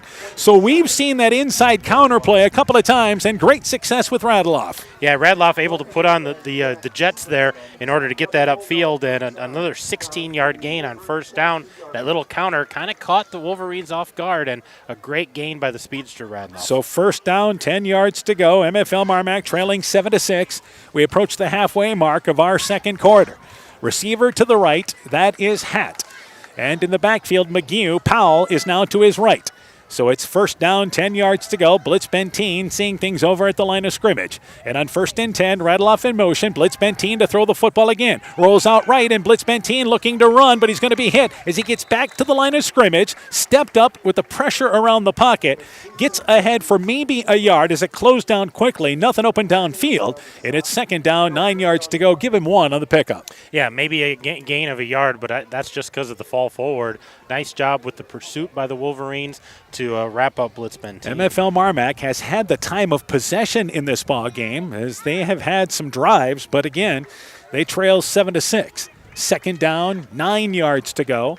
From the 22-yard line is where they operate from in the middle of the field. Blitz Benteen with them under center. Same formation they had moments ago. They run it with Powell, trying to get between guard and tackle right side. Steps across the 20-yard line. As that closed down quickly, he's able to get ahead to about the 16-yard line. Picks up 5 yards off the right side. That closed down quickly. Still a positive gain. 3rd and manageable for MFL MarMac. Yeah, nice gain there by Powell, kind of stepping over the defender on the ground and lowering his shoulder when he makes contact. A good gain there. 3rd down, 5 yards to go, and MFL MarMac certainly in 4-down territory. Down to the 17-yard line, inside 5 minutes left in our 1st half. They operate from the right side on that short side of the field. Hatt is a receiver to the right. Powell in the backfield with McGew. 3rd down, 5 yards to go. Blitz Benteen, long count, takes the snap, runs it on the option, left side. And Blitz Benteen goes inside the 10-yard line, makes a defender miss, inside the 5, goes in for the score, touchdown, got it. Blitz Benteen with a 17-yard quarterback keeper to the left. And the Bulldogs take the lead at 12-7. Yeah, that looked like it was going to be wrapped up on the inside when he decided to not give that to the running back. But when he bounced it to the outside, able to string out a defender and shake him get himself into the end They zone. run that speed option to the left, and Blitz Benteen making a great decision, tucking it to the left side. Now, MFL MarMac will try to kick the PAT here. Thought maybe they'd go for 2. Yeah, I thought maybe they would. would. But they are confident in Cranbeer. Blitz Benteen to hold. The spot is down. The kick is up. It is high enough, long enough. Put it on the board. 4:41 left in the half. Bulldogs lead 13-7. Let's take this timeout. People's State Bank is locally owned and locally managed with 20 convenient locations in southwest Wisconsin and northeast Iowa. If you're looking for a place where you're more than just a number, but still have access to convenient technology, we're it. As a community bank, we're proud to support many of the local charities, county fairs, community events, and more.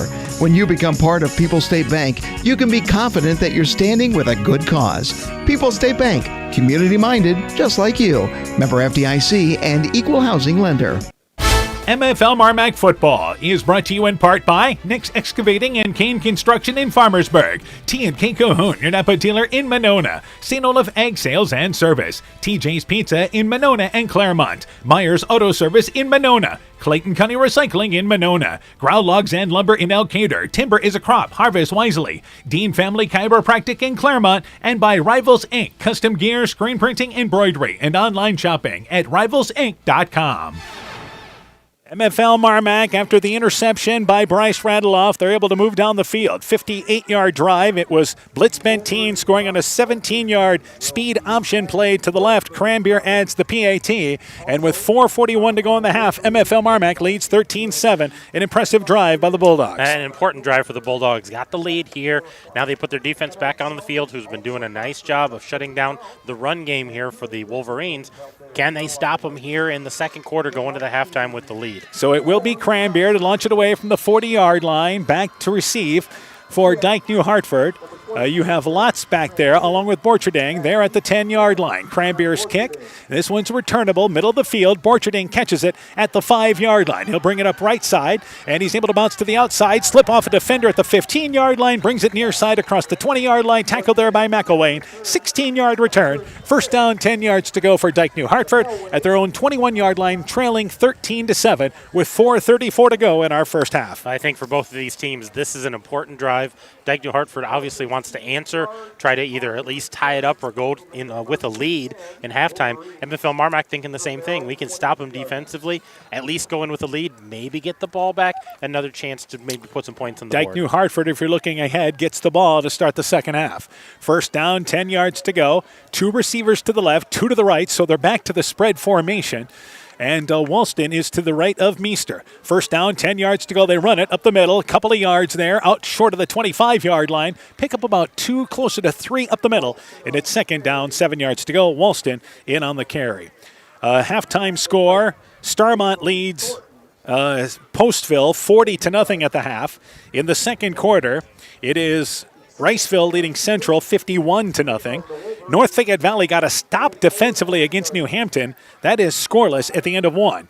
And North Lynn, as we mentioned, leading Clayton Ridge 21-0 at the end of 1. Meanwhile, it is second down, 8 yards to go for Dike-New Hartford. They continue to operate with the spread formation. 2 receivers to the left, 2 to the right. Meester here on second down looks to throw the football. Looking on the slant play, and it's intercepted by MFL MarMac, and McElwain jumped the passing route, brings it inside the 20, down to the 16-yard line. The third Dike-New Hartford turnover, the second interception, and McElwain makes a heady play on defense for the Bulldogs. Well, McElwain does play tight end, and we've talked about him not having a lot of catches this year, but that was a huge pick by him. Great hands and able to secure that ball. MFL MarMac in business once again. That was a slant play. They ran out of spread, and jumping the route was McElwain. So first down, 10 yards to go for MFL MarMac at the 16-yard line, leading 13-7. And again, this is a case where the turnover leads to great field position. It has, and we talked about that first play for Dike-New Hartford going to the house. Since then, they've struggled to hold on to this football. So first down, 10 yards to go, and MFL MarMac, some confusion on defense. They've got too many men on the field, and there's going to come in a flag there. So MFL MarMac, Radeloff came running off the field late, and there was some miscommunication of who's supposed to be in. So instead of a first down play, and it looked like MFL MarMac was trying to take a timeout to avoid the penalty, but they had already broken the huddle, and it is a 5-yard penalty against MFL MarMac. They do not take the timeout.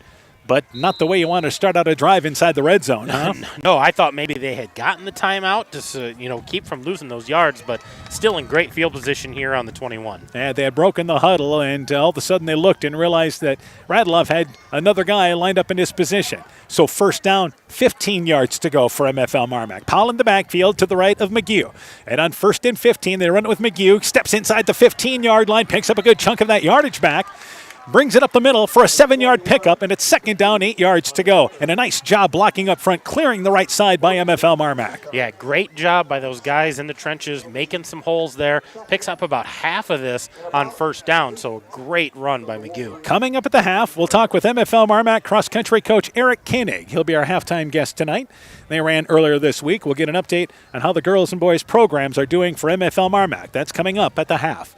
Meanwhile, second down, 8 yards to go as we approach the 3-minute mark in our first half. Bulldogs leading 13-7. Powell is to the left of McGew. And on first down, here's the option again, and Blitz Benteen keeps it, but this time better defensed by Dike-New Hartford. He'll get inside the 15, maybe the 14-yard line. Jack Severson again stayed at home defensively, only a pickup of about a yard, and it's going to be third down, 7 yards to go. Better defense by the Wolverines. Yeah, they've seen that now and kind of recognize what Blitz Benteen was trying to do there. So third and a little longer here, 7 yards to go. Bulldogs definitely in 4-down territory. So third down, 7 yards to go. Hansen is a receiver to the right. Powell is in the backfield along with McGew. At a wingback spot on the right side is Radloff. So third down, 7 yards to go. Blitz Benteen hands it to Powell. Powell has a hole right side, steps inside the 10-yard line, backs his way. It looks to me like he's got first down yardage short of the 6. McGew was the lead blocker and really cleared a path off the right side. It appears to be first and goal for MFL MarMac. Yeah, it's going to be close here. They may want to take a look at it, but he's definitely knocking on the door of a first down. So he is short of the 5-yard line. And with 2:05 to go, our second trip from the sideline gang for Dike-New Hartford. But MFL MarMac keeping it on the ground on that third down play. Yeah, and effectively keeping it on the ground. So the line really firing off the ball, opening those holes. When Powell got the ball, he had a wide open hole, hit it with a full head of steam. All right, the chain gang, they're able to stretch things out there. Our official gives it a look-see, and it is first down for MFL MarMac. On 3rd and 7, they pick up a little bit more than 7 inches. Looks like it's about half the distance of the football that they got it for first down. But it's first and goal for the Bulldogs with 2:05 to go here in our half. And then they're sitting right where they want to be. Got a chance to put some more points on the board, look to capitalize on the turnover, and not give Dike-New Hartford much time to get their offense back out on the field. The official spot of the ball is the 6-yard line. They operate from the right hash mark. First down and goal for MFL MarMac. Double wing set. That is Powell to the left, Radloff to the right, McGew alone in the backfield. Blitz Benteen with him under center. Radloff goes in motion, back to McGew. McGew stood up at the 5-yard line, and that's all the farther he'll get. Running into the heart of the Dike-New Hartford defense, number 71 up front. Grady, correction there, I believe it was actually number 31 up front. That was indeed number 31 up front there. And once again, Severson. But it is no gain, I would say. Second down and goal from closer to the 6-yard line. Yeah, McGew stood up right at that line of scrimmage and not able to fall forward on it. So no gain. Bulldogs going to take another crack at it here, 2nd and 7. And McGew usually has been able to get through that first line of defense, but that was not the case there. Things shorten up inside the red zone. Second down and goal at the 6-yard line. 1 minute left in our half. Blitz Benteen with him under center on second and goal. Powell's in the backfield. They go back again, right side, and it is Powell. Powell trying to get around edge. 5-yard line. Keeps his feet turning. Is he in for the score? Touchdown. Got it. Powell muscles his way in from 6 yards out around right end. And after the turnover by Dike-New Hartford, it is MFL MarMac scoring using the short field. They lead 19-7. Yeah, nice adjustment there by Powell. That play originally supposed to go just off tackle. He started to bounce to the outside, thought he had something. Defender kind of gets a hold of him, so he cuts it upfield and able to power in for the touchdown. So that ends up being a 6-yard touchdown run by Powell. Here's Cranberry's PAT. And Blitz Benteen to hold. The spot is down. The kick is up. High enough, long enough. Put it on the board. 59 seconds left in the half. Bulldogs have scored 20 in a row. They lead 20-7. Let's take this break. It's back to school time again, and that means the fall sports season is in full swing. Dr. Mark Foey, Dr. Jessica Wilkie, Dr. Courtney Wicken, and the staff of Family Dentistry Associates of Monona wish all of our area cross-country, volleyball, and football student athletes a very healthy and successful season. Get out and support your local school sports teams this fall. Family Dentistry of Monona, where health-changing smiles are created. MFL MarMac football is brought to you in part by Thompson Construction and Monona Overhead Door, the Lowena Savings Bank, member FDIC, Fisk Farm and Home in Monona, Cresco, and Decorah, Car Auto Group, online at karautogroup.com, Culligan Water Conditioning in Elkader, and by Bacon Concrete in Postville. MFL MarMac, after again the interception by McElwain, uses the short field. It is Powell scoring on a 6-yard run, Cranbeer the PAT, and it's 20-7. MFL MarMac in the lead, 59.7 seconds to go in our first half. Now, Dike-New Hartford will get the second half kickoff, but they've got about a minute here to work with. MFL MarMac try to get off the field here without any further scoring. And Dike-New Hartford still has 3 timeouts to work with here, but for MFL MarMac, taking advantage of the turnovers. Yeah, that was huge. The interception by McElwain right there in Dike-New Hartford territory, and the MFL MarMac Bulldogs able to capitalize, keeping it on the ground, pounding it away, and punching in for another score. All right, couple of scores to pass along. It is New Hampton leading MFL MarMac leading North Fayette Valley. And they have 4 minutes left in that first half. New Hampton leads 7-0. Cranbeer launches it away. This ball will go into the end zone. It is a touchback. Great job by Cranbeer, booming that one over the front goal line. And it's first down, 10 yards to go for Dike-New Hartford at their own 20-yard line. And as we mentioned, they've got time, but they'll have to go to the air. Well, and we've talked about this with the MFL MarMac team as well. You know, they're built for the run game. They don't always want to be out of their comfort zone, and Dike-New Hartford here going to have to throw the ball a little bit, little more built for it, but they like running the ball first, so they're going to be a little strange here. So first down, 10 yards to go. They went spread formation the last time, and they will stay in a spread formation here, but only 2 receivers to the left. And it is once again Meester and has Walston to his left. First down, 10 yards to go. Meester is going to roll out to the left, throws a screenplay, and it is bobbled, but caught by Lotz. He bobbled it, hangs on to it, middle of the field. Brings it right side to the 22-yard line. Well defensed by Radloff as well as number 54, Braden Gordon. And it's only a pickup of about 2. They just tried to run that. That's how they started the game. They threw it behind Lotz, but that one caught. But the gain, minimal. Well, that time Lotz able to juggle and hold on to it, but another dangerous throw right across the middle. And they like to get him in the open spacing, but that bobble there slowed things down. So we're inside 30 seconds to go. 2 receivers to the right, 2 to the left. Dike-New Hartford again works on a pistol formation, and Meester to throw the football again. He steps up now, look to run, and he's going to be wrapped up by Kane for a loss. Back inside the 20-yard line, Tristan Kane, 3.5 sacks now on the season. Able to bring down Meester, and it's 3rd and long as the final seconds of the second quarter wind down. So MFL MarMac going to the half, 20 unanswered points. They lead Dike-New Hartford at the Wolverines' home field by a score of 20-7 at the half. When we return, first half stats, our halftime interview coming up with MFL MarMac cross-country coach Eric Koenig. You're listening to high school football on KCTN, Garnavillo, Elkader, Iowa. We know that potential is greatly enhanced through hard work and dedication. At Viafield Cooperatives, we promise to provide innovative products and dependable service to help you meet and exceed your potential. From agronomy to energy, grain to feed, Viafield is excited to provide growing opportunities for both producers and consumers at 18 locations throughout northern Iowa and southern Minnesota. Want to learn more about Viafield? Go to viafield.com. Viafield is a proud supporter of our local student athletes. Stronger, farther, faster. It all starts with good nutrition. Clayton County Farm Bureau is proud of our livestock farmers who provide high-quality protein needed to fuel our young athletes. The ultimate pre- and post-game fuel-up can be found in meat and dairy foods grown right here. Meat and dairy are natural sources of essential vitamins that support health, energy, and performance. We know our student athletes are the real deal, and Iowa's livestock farmers are committed to helping them reach their goals. To learn more, visit realfarmersrealfoodrealmeat.com. For generations, local farmers have trusted Freedom Bank to provide the financial backing they need to succeed. We have a long tradition of empowering success, and that continues today.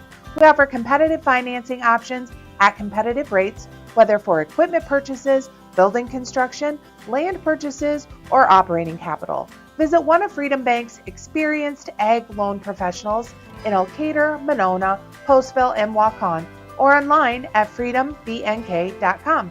Member FDIC. This is Chris Holbert, General Manager of Hall Roberts Son Incorporated in Postville. We'd like to wish the area student athletes both a safe and successful sports season. We have been a community-based company since 1864, servicing and supporting the area ag industry with products necessary for daily success. We look forward to continuing to serve and support both the ag industry and high school athletes in our surrounding communities. Thank you and good luck from the families at Hall Roberts Son. MFL MarMac Football is brought to you in part by Community Insurance of Iowa, Hometown Agency, Monona, Auto, Home Business, Crop, Farm, and Life, Smitty's Oil and Tire in Monona, Garden View Place in Monona, Vorwald Enterprises, Inc. in Monona, Conoco Floor Covering in Monona, Norby's Farm Fleet in Northeast Iowa, Guttenberg Municipal Hospital and Clinic. Check out career opportunities at guttenberghospital.org. And Furniture Showcase and All Wine, lighting showroom, flooring, furniture, and window treatments. At the half, MFL MarMac leads Dike-New Hartford 20-7. We'll get you caught up to date on scores during our next break and go through the first half stats. Meanwhile, we're joined as our halftime guest tonight, MFL MarMac cross-country coach Eric Koenig. Coach, let's talk about the girls program. How are things going for you so far this season? Oh, the girls program's going really well. I would say probably the best 7 girls I've had since I've been coaching for the past 9 years.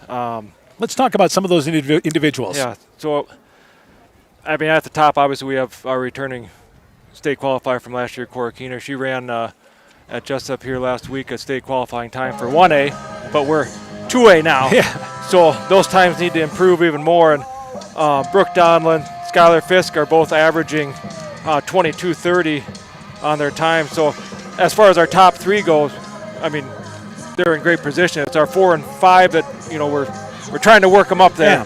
Yeah. So who are some of the other contributors for you then trying to get into those spots? Yeah, so Claire Graw, a qualifier her freshman year, now a senior.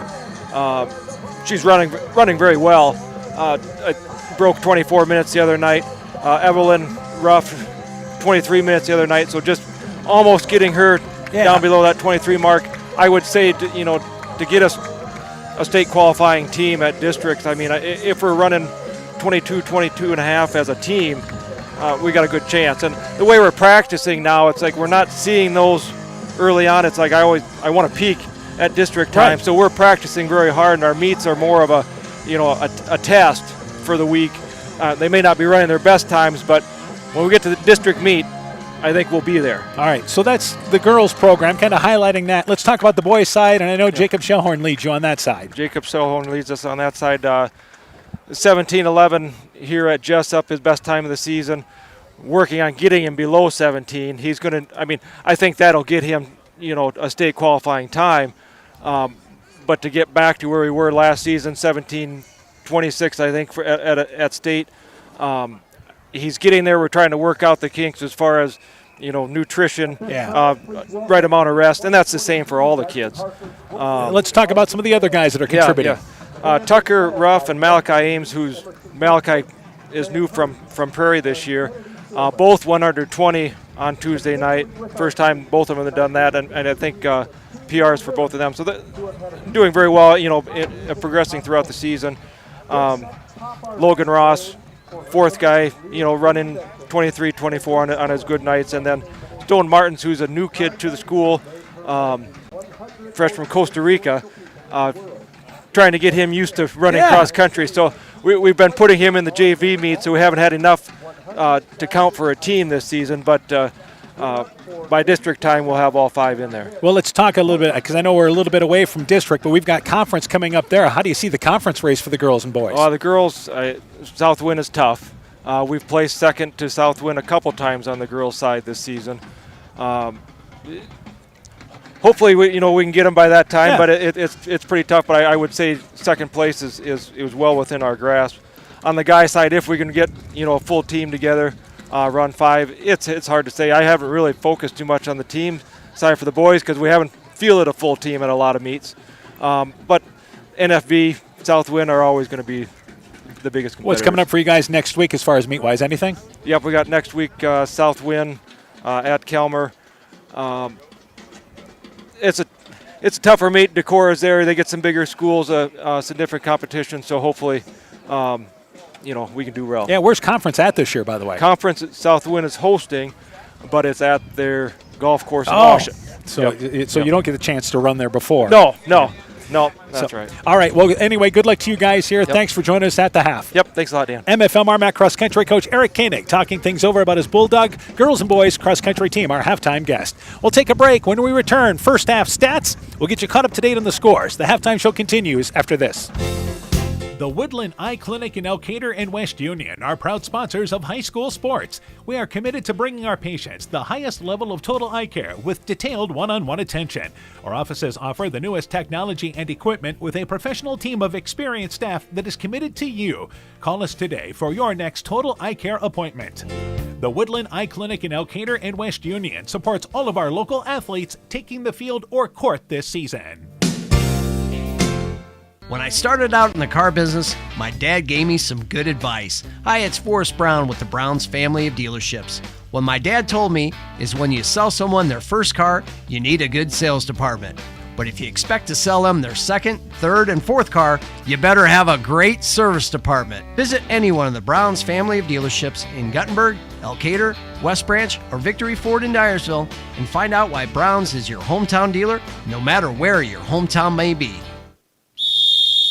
Hey sports fans, take a time out and call Garms Financial Services. Their team of agents can show you how to save money on all your insurance needs with Grinnell Mutual. Whether you need auto, home, farm, crop, or business insurance, Garms Financial Services has you covered. You'll also receive quality protection, expert advice, and local friendly service. Call Brian Bugenhagen, Cheryl Wagner, Emily Bazin, or Kayla Olson today for a free competitive quote. Garms Financial Services in Elkader, your trusted choice agency. Wilkie's in Elkader is Iowa's oldest family-owned grocery store. You'll find Wilkie's 2 blocks south of the Keystone Bridge in historic downtown Elkader. Stop in and enroll for a Wilkie's reward card and receive points every time you shop. Then log on to their website at wilkiesgrocery.com to view the weekly specials, check out your reward points, make out a shopping list, and more. Wilkie's in Elkader, open Monday through Saturday, 8 a.m. till 7 p.m. At Top Gun Customs, we know that cars are complicated. We can handle all the complex new features of any vehicle, foreign or domestic. Not only will it look like new, it'll perform like new. At Top Gun, we don't care if it's a 30-point buck or just your neighbor's cat, big or small, we like them all. Top Gun also does fiberglass repairs, boats, motorcycles, guitars, detailing, paint corrections, headlight restoration. There's not much we don't do. Call Bob or Nancy at Top Gun for details and to schedule your repairs today. 563-964-9899. Are you wanting to eat better, feel better, get your weight or other numbers under control, and need someone to hold you accountable? This is Brandy Strube, registered dietitian with Veterans Memorial Hospital. I welcome consultations with patients of all ages and look forward to helping you meet your nutritional goals. Please call the hospital to set up an appointment or ask your doctor for a referral at your next visit. Exceptional caring people, Veterans Memorial.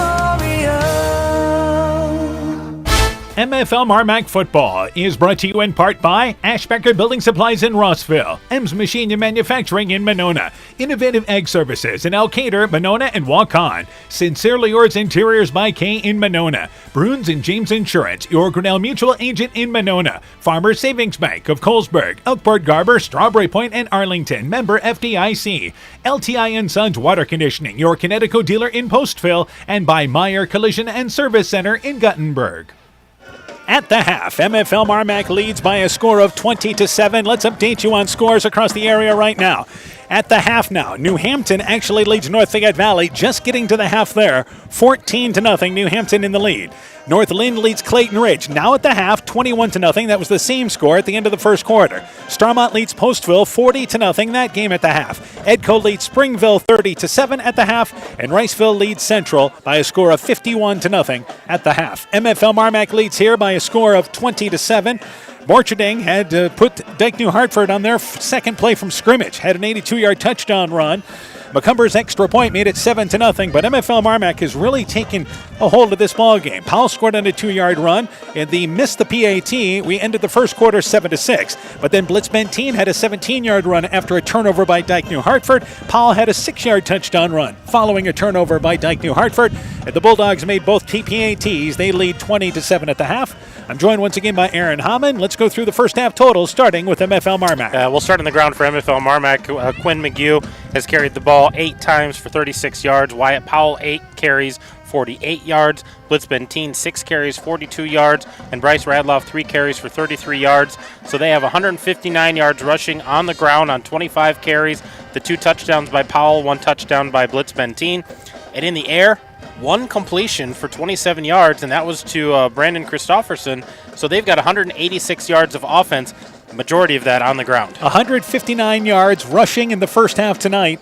155 yards of total offense last week against Sumner Fred. Totals now for the Wolverines. For the Wolverines, Borcherding had that 82-yard run. He's got 4 carries for 87 yards, so not much after that. Walston has 1 or 2 carries, no yards. Meester's got that 1 carry when he was sacked, so lost 4 yards. So they have 83 yards of rushing. All of that on the touchdown on only 7 carries. In the air, they're 2 for 6 for 8 yards, a catch by Lotz for 2 yards, and McCumber a catch for 6 yards. So 91 yards of offense for this Wolverine team. And I don't believe they had a first down in the second quarter. They struggled. MFL MarMac dominated time of possession. Dike-New Hartford has 3 first-half turnovers in this ball game, and the Bulldogs cashing in on 2 of them. Yeah, that was the huge part of that is, yes, there was turnovers, but MFL able to cash in, and that was huge for the Bulldogs. So it's 20-7, MFL MarMac in the lead at the half. Dike-New Hartford to receive the second half kickoff. We'll take a break. When we return, second half action. You're listening to high school football on KCTN, Garnavillo, Elkader, Iowa. Inspiring changes to a happier, healthier you is what we do at Clayton Drug. We are committed to helping you achieve the highest quality of life possible. We are a full-service pharmacy offering services such as med packing to your home or mail delivery and online prescription refill. We also offer a cash pricing program on name brand and generic prescriptions. Call 563-245-2530 to find out more. Clayton Drug, connecting the communities of Elkader, Strawberry Point, and Sumner to serve us all in between. Hi, this is Cody from Torkelson Motors in Elgin and Walk-On. At Torkelson Motors, we believe that student involvement in activities is a great way to help grow our communities, and we are proud to help sponsor this game for your enjoyment. We've been serving Northeast Iowa since 1926 and appreciate the business that our customers have given us and the support they provide to our area schools and communities. So the next time you are in need of a new or used vehicle or a repair, stop into Torkelson Motors. We've been selling cars the old-fashioned way with a friendly smile and a handshake right here next door in Elgin and Walk-On. At Alameda Clayton REC, we provide more than energy. We also provide ideas to help you stay safe, especially during harvest season. If your equipment contacts a power line, back away. When you can't back away, call a radio for help. If you must, jump clear of the equipment. Do not touch the ground and the equipment at the same time. Report power line hazards today. At Alameda Clayton REC, we care about keeping you safe. That's the power of human connections. Alameda Clayton REC, your Touchstone Energy Cooperative. When making up a to-do list, don't forget to include servicing your car at Edie's AC Delco Service Center in Garnavillo. Your car should have the best care, and Edie's will make sure of it. Stop in or call 964-2186 to make an appointment. Tires worn out? Well, Edie's can replace them. Need a tow? Call Edie's at 964-2186. Kay, Lynn, and Todd invite you to stop by and fill your car's tank with fuel at Edie's AC Delco Service Center in Garnavillo. Edie's open 7 a.m. Mondays through Saturdays. MFL MarMac football is brought to you in part by Thompson Construction and Monona Overhead Door, the Lowena Savings Bank, member FDIC, Fisk Farm and Home in Monona, Cresco, and Decorah, Car Auto Group, online at karautogroup.com, Culligan Water Conditioning in Elkader, and by Bacon Concrete in Postville. Welcome back to Dike. We're at the half. MFL MarMac leads by a score of, once again, 20-7 here at the half as we approach the start of our second half. As we mentioned, Dike-New Hartford to get the ball to start the second half. Let's update you on those scores once again. Now at the half, New Hampton leads North Fayette Valley 14-0. Tigerhawks, the lone undefeated team left in that district, so they are facing a challenge at New Hampton.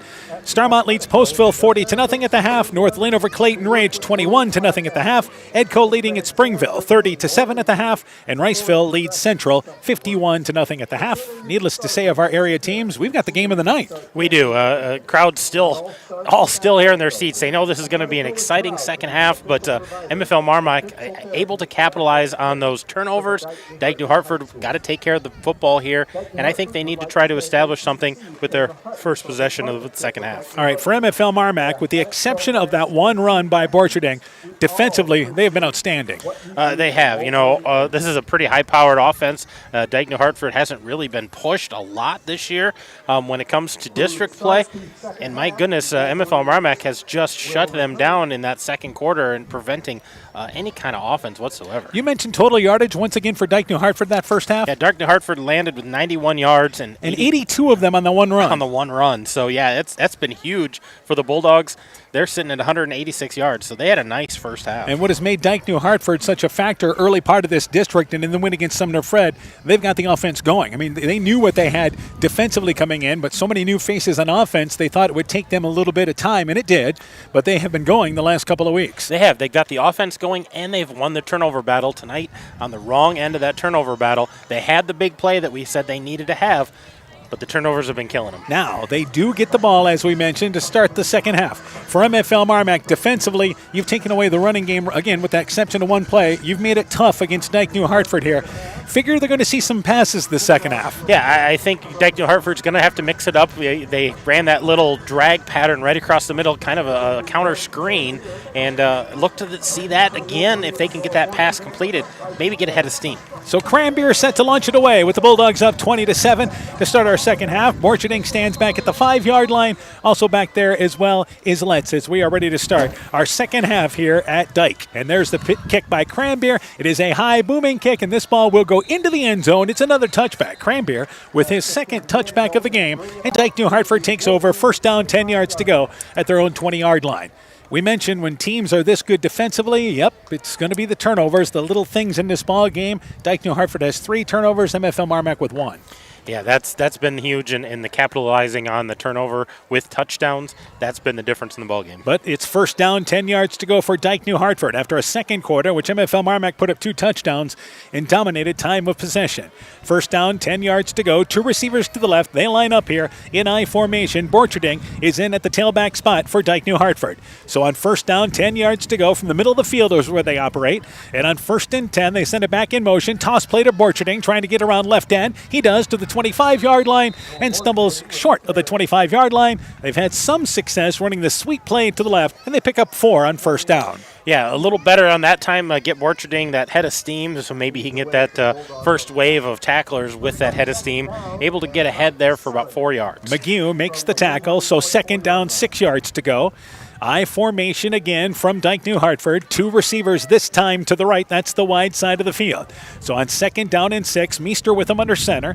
And on second down, long count from the line of scrimmage. And on second down and 6, back to Borcherding up the middle. Borcherding has first down. He breaks a tackle at the 30-yard line, down the far sideline, inside MFL MarMac territory, inside the 50, finally pushed out of bounds at the 42-yard line. Borcherding's second big run. Not a touchdown run here, but it springs him into MFL MarMac territory. Yeah, that was a huge run by Borcherding getting through that first wave once again. And that was a power play just off left between guard and tackle off the left side. But Borcherding got into spacing and showed his speed. So Dike-New Hartford, their first down since the first quarter of this football game.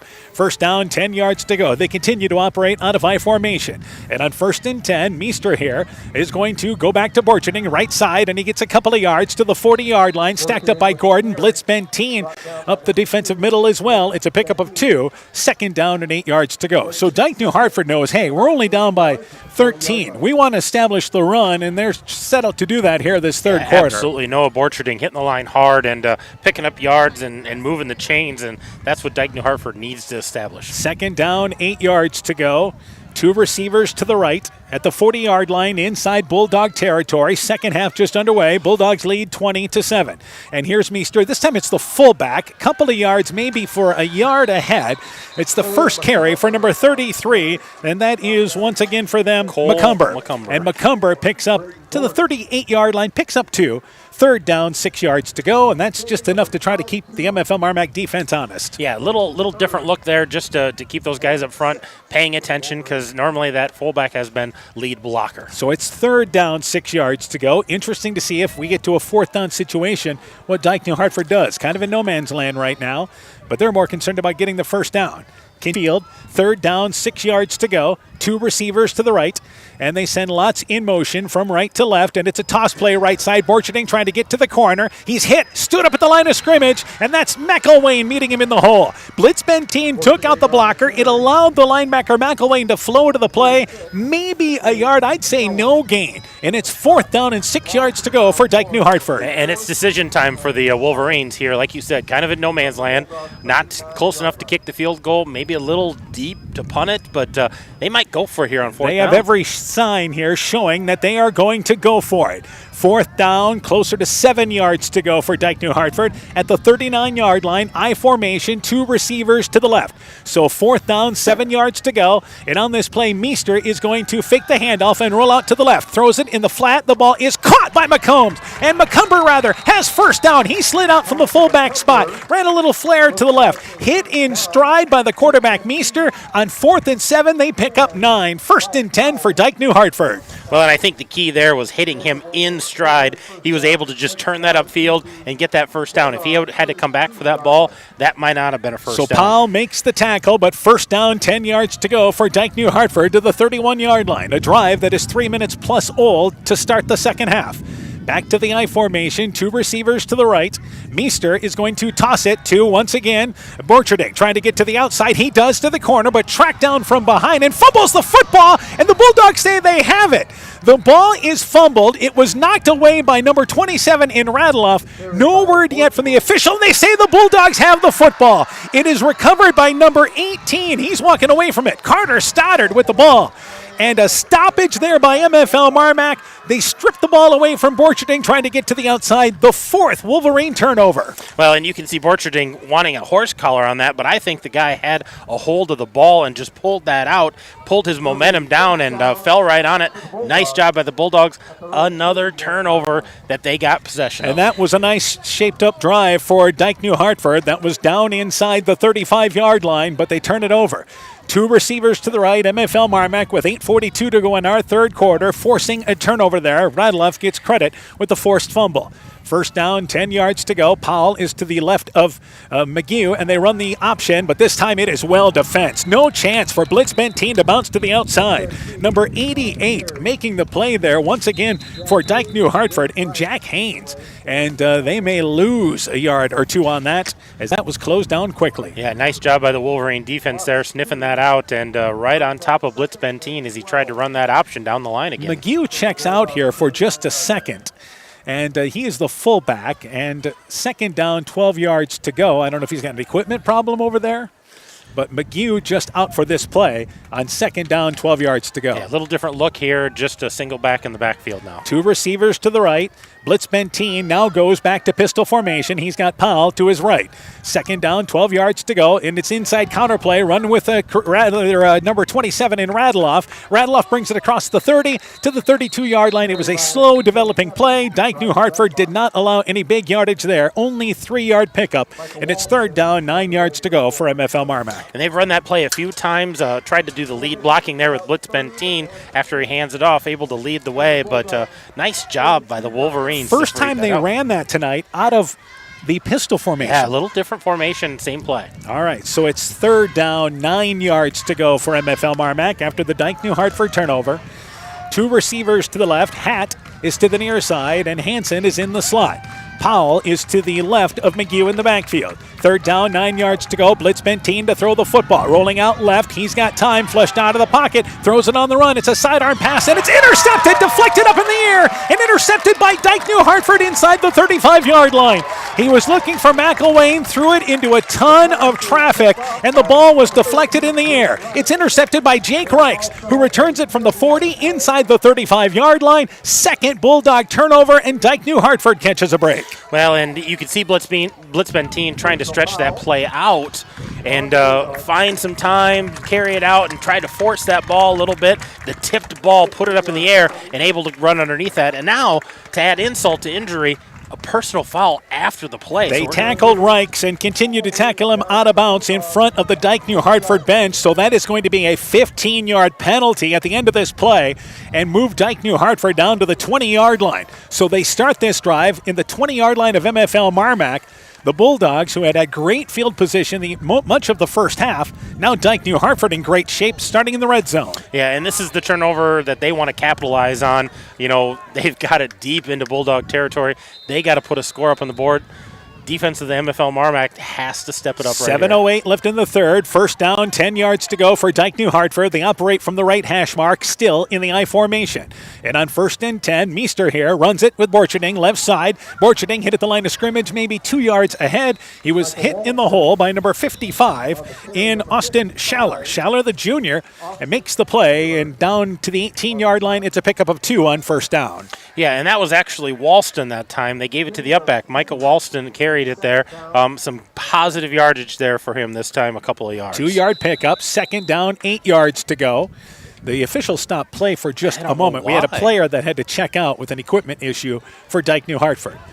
So it's second down, 8 yards to go. We approach the halfway point of our third quarter. Dike-New Hartford, their first serious threat of a drive in this ball game to the 18-yard line. They had that 82-yard touchdown to start the game. Second down, 8 yards to go. Meester fumbles the football, loses the football, and it's picked up by Powell. This could be a scoop 6. Powell picks it up. He's down the near sideline. 40, 50, cuts back inside the 30, still on his feet, down to the 20, down to the 10-yard line, tackled from behind, but he gets in for the score. Wyatt Powell, a 72-yard scoop 6, and MFL MarMac takes advantage of the 5th turnover by Dike-New Hartford. They lead 26-7. Oh, my God. I thought he was just going to fall on it. That ball was squirting around, and all of a sudden Powell scoops it up. Remember, he's got the cast on that one hand, but he scoops it up, kind of stumbles out of the pile, and he is gone. He even had to make a cutback because he had a defender with a great angle on him, cuts it back, able to drag a defender in the end zone, and he gets the scoop and score. It's not very often that you see Powell being chased down, but he was running a ways there and was able to cut back at the 20-yard line to head towards the middle of the field and able to hang on and go in for the score. Cranbeer's PAT out of the hold of Blitz Benteen. Spot is down, kick is up, it is high enough, long enough, put it on the board. 6:21 left in the third. That changes everything. 27-7, MFL MarMac in the lead. Let's take this break. Alpine Communications believes connected communities become thriving communities. We are the local telephone company that became a 21st century communications provider. Alpine provides internet, television, cellular security, and telephone too. We promise personal, timely, reliable service from people who live here. When you choose us, we all thrive. Connect with Alpine Communications today. Click alpinecom.net or call 563-245-4000. Hi, Justin Birdnow here from Birdnow Chevrolet of Monona. I want to take a moment to extend a heartfelt thank you to all of our incredible customers and the amazing local athletes who have shown us unwavering support over the years. Just like you, we're all about the winning edge. That's why it's our goal for our customers to feel like they have scored big when they leave our dealership. Stop by today or visit us online at birdnowmonona.com. And remember, you have to get to our place. You'll love the way we treat you.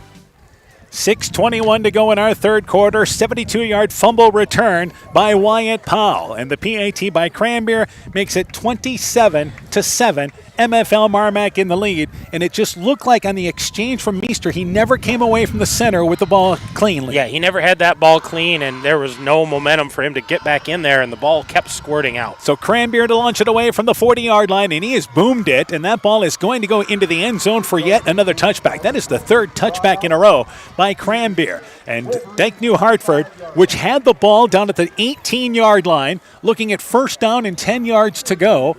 And again, great opportunity to get right back into the ball game, and it changes in a hurry on Powell's scooper score. Yeah, that was a huge turn of events, and we talked about big plays, we talked about turnovers, and there's MFL MarMac with the big play and the turnover all in the same play. So first down, 10 yards to go. I formation for Dike-New Hartford, now down by 20 points in this ball game. Two receivers to the right. They are in I formation. Has now found success running the football. And they're going to run it again with Borcherding. Borcherding runs right into the heart of the MFL MarMac defense, slides out short of the 25-yard line, and it's second down, 6 yards to go. Because Dike-New Hartford did have a nice drive inside MFL MarMac territory before turning it over. Yeah. And their first turnover of the half. Yeah, the first turnover, they had a nice drive, but not able to finish it. Right now, the 7 points they have up on the board is a big 82-yard run to start the game. Other than that, not able to capitalize on their nice drives. Inside 6 minutes left in the third. Bulldogs lead 27-7. 2 receivers to the right, I formation for Dike-New Hartford. And on second down and 6 yards to go, Meester is once again taking the long snap count and looks to throw the football. He's got time, looking down the field. The pass intended for Lotz, and Lotz comes back, catches it at midfield. Made the defender Stoddard go by, gave him a little nudge, comes back, catches it at the 49-yard line. And the Wolverines get a big play inside Bulldog territory. Yeah, that was a nice catch. Coming back to the ball was Lotz, and kind of shook off the defender when he did that. Defender kind of fell backwards, and a great pickup for them. Yeah, Stoddard was one-on-one, and Lotz was able to read the ball and just kind of nudge him back inside to make the play. So down to the 48-yard line. MFL MarMac here now giving up a big play in the passing game. And on first down, they run the football with Borcherding. Borcherding slips off a tackle. He's down to the 42-yard line, and a nice open field tackle by Radiloff after Powell had missed in the hole, and that's a 6-yard pickup on first down. That pass play ended up going, 28 yards? That ended up going 28, yes. So second down, 4 yards to go for Dike-New Hartford to the 42-yard line. Wolverines have found their footing offensively here this second They half. have. We've heard about this offense able to move the ball, and right now they're doing just that. Now they need to hold on to it and capitalize with points. The Bulldogs got to play some D. 2 receivers to the left, I formation. Second down, 4 yards to go. They run it left side with Borcherding. Borcherding spins, makes a defender miss, has first down, bounces to the outside 35-yard line, and he's down there at the 35-yard line. Nice open field tackle again by Radiloff in the hole, but not before another gain of 7 yards. First and 10 for Dike-New Hartford to the 35-yard line. And this is what we saw the Bulldogs do in the first half. Big gains on those run plays. Gain of 6, gain of 7. Pushing the ball down the field, and then all of a sudden mixing in that long pass. First down, 10 yards to go. Second trip for Dike-New Hartford this second half inside MFL MarMac territory. 2 receivers to the right. They continue I formation. Here's Borcherding again. Borcherding bounces to the outside. He's got the 30-yard line. And there again is Radiloff. They're becoming fast friends as Radiloff makes the tackle right at the numbers, but still a 5-yard gain on first down. Yeah, Borcherding there at 150 yards now on 12 carries. So he's finding his groove here in the third quarter. And it's second down, closer to 4 yards to go as they mark it inside the 35-yard line. Inside 4 minutes left in the third quarter. Bulldogs leading 27-7. 2 receivers to the left. And for Dike-New Hartford, they operate from the right hash mark on second down and 4 yards to go. Meester at the line of scrimmage. And on this second down play, Meester is going to throw the football, and he's being rushed, and he's going to be dropped for a loss. Number 55 shooting through there, Austin Schaller again. He was quickly able to shoot through the left side. A loss of yardage back to the 42-yard line, and it's third and long for the Wolverines. Yeah, third and long is not where they want to be after moving the ball so effectively. That was a 3-step drop that closed down in a hurry, but the pressure there of Schaller, who did not start this ball game but has played big in support. Well, he came virtually untouched. Nobody picked him off on the end. So third down, 11 yards to go for Dike-New Hartford.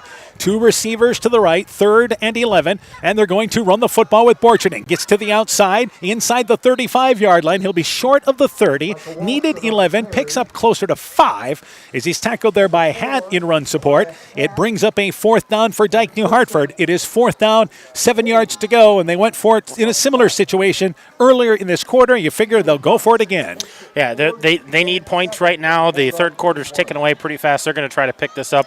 Expect Borcherding to get the ball. 4th down, 7 yards to go. 2 receivers to the left. They continue in I formation. That has been the way they've set up offensively this entire second half. Big 4th down play for Dike-New Hartford.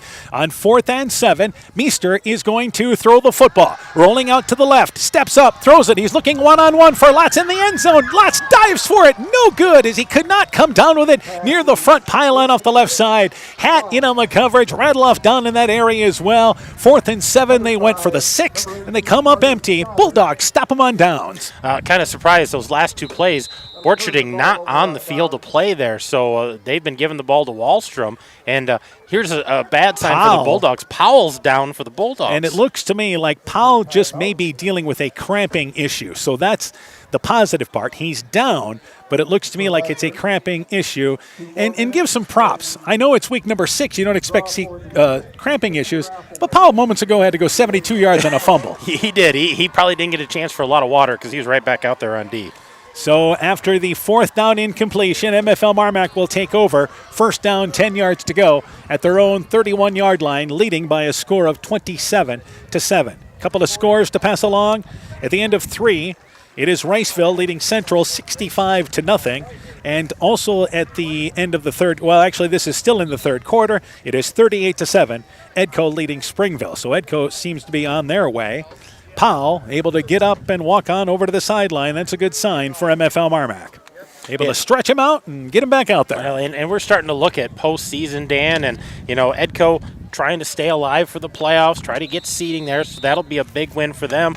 But this game we're watching here is huge implications for the postseason when it comes to seeding, who's hosting. The big thing's going to be keep an eye on points because we have the 17-point system. So if you win a ball game here and MFL MarMac's up by 20, you want to win by 17 or more. To have that major win. So first down, 10 yards to go. Bulldogs only lost his by 4 points. Sumner Freds only lost his by 10. First down, 10 yards to go. They toss it left side, and for MFL MarMac, his first carry of the ball game on the sweep play is number 18 and Stoddard will not get back to the line of scrimmage. Stoddard was in there for Powell at a wingback spot. It is a loss of a yard. Second down, 11 yards to go. Inside 2 minutes left in the third. Yeah, the MFL MarMac content to keep running the ball here. If they can keep the sticks moving, getting points is always a positive, but they got their offense on the field because the defense is doing their job. Been a gorgeous night here tonight at Dike. We've had a crosswind, but hasn't been a factor in this ball game tonight. But a great final night of September, especially compared to everybody having to play in the rain a week ago. Second down, 11 yards to go. Stoddard continues in there for Powell. And now, before this play gets going, I believe MFL MarMac wants a timeout. 1:27 left here in the third. 27-7 is our score. Bulldogs in the lead. They take a timeout. Let's take this break. Strawberry Building Supply offers all your building materials for residential and commercial projects. Whether you're building from the ground up, remodeling your home, or a weekend project, we have the materials you'll need. We are an authorized Milwaukee dealer for all your Milwaukee tools. Strawberry Building Supply also has everything you'll need for your pets and livestock. Stop into Strawberry Building Supply today at 413 West Mission Street, Strawberry Point, or call 563-933-4579. Being good at life means getting your finances together so you can focus on the moments that matter most. With over 175 years of expertise, New York Life Insurance Company provides you with benefits you can enjoy while you're, living. So give your local agents, Andrew Reimer or Troy Springer in both Guttenberg and Monona, a call. You can reach Andy or Troy at 563-252-2471. That's 563-252-2471. They can help you and your family be good at life.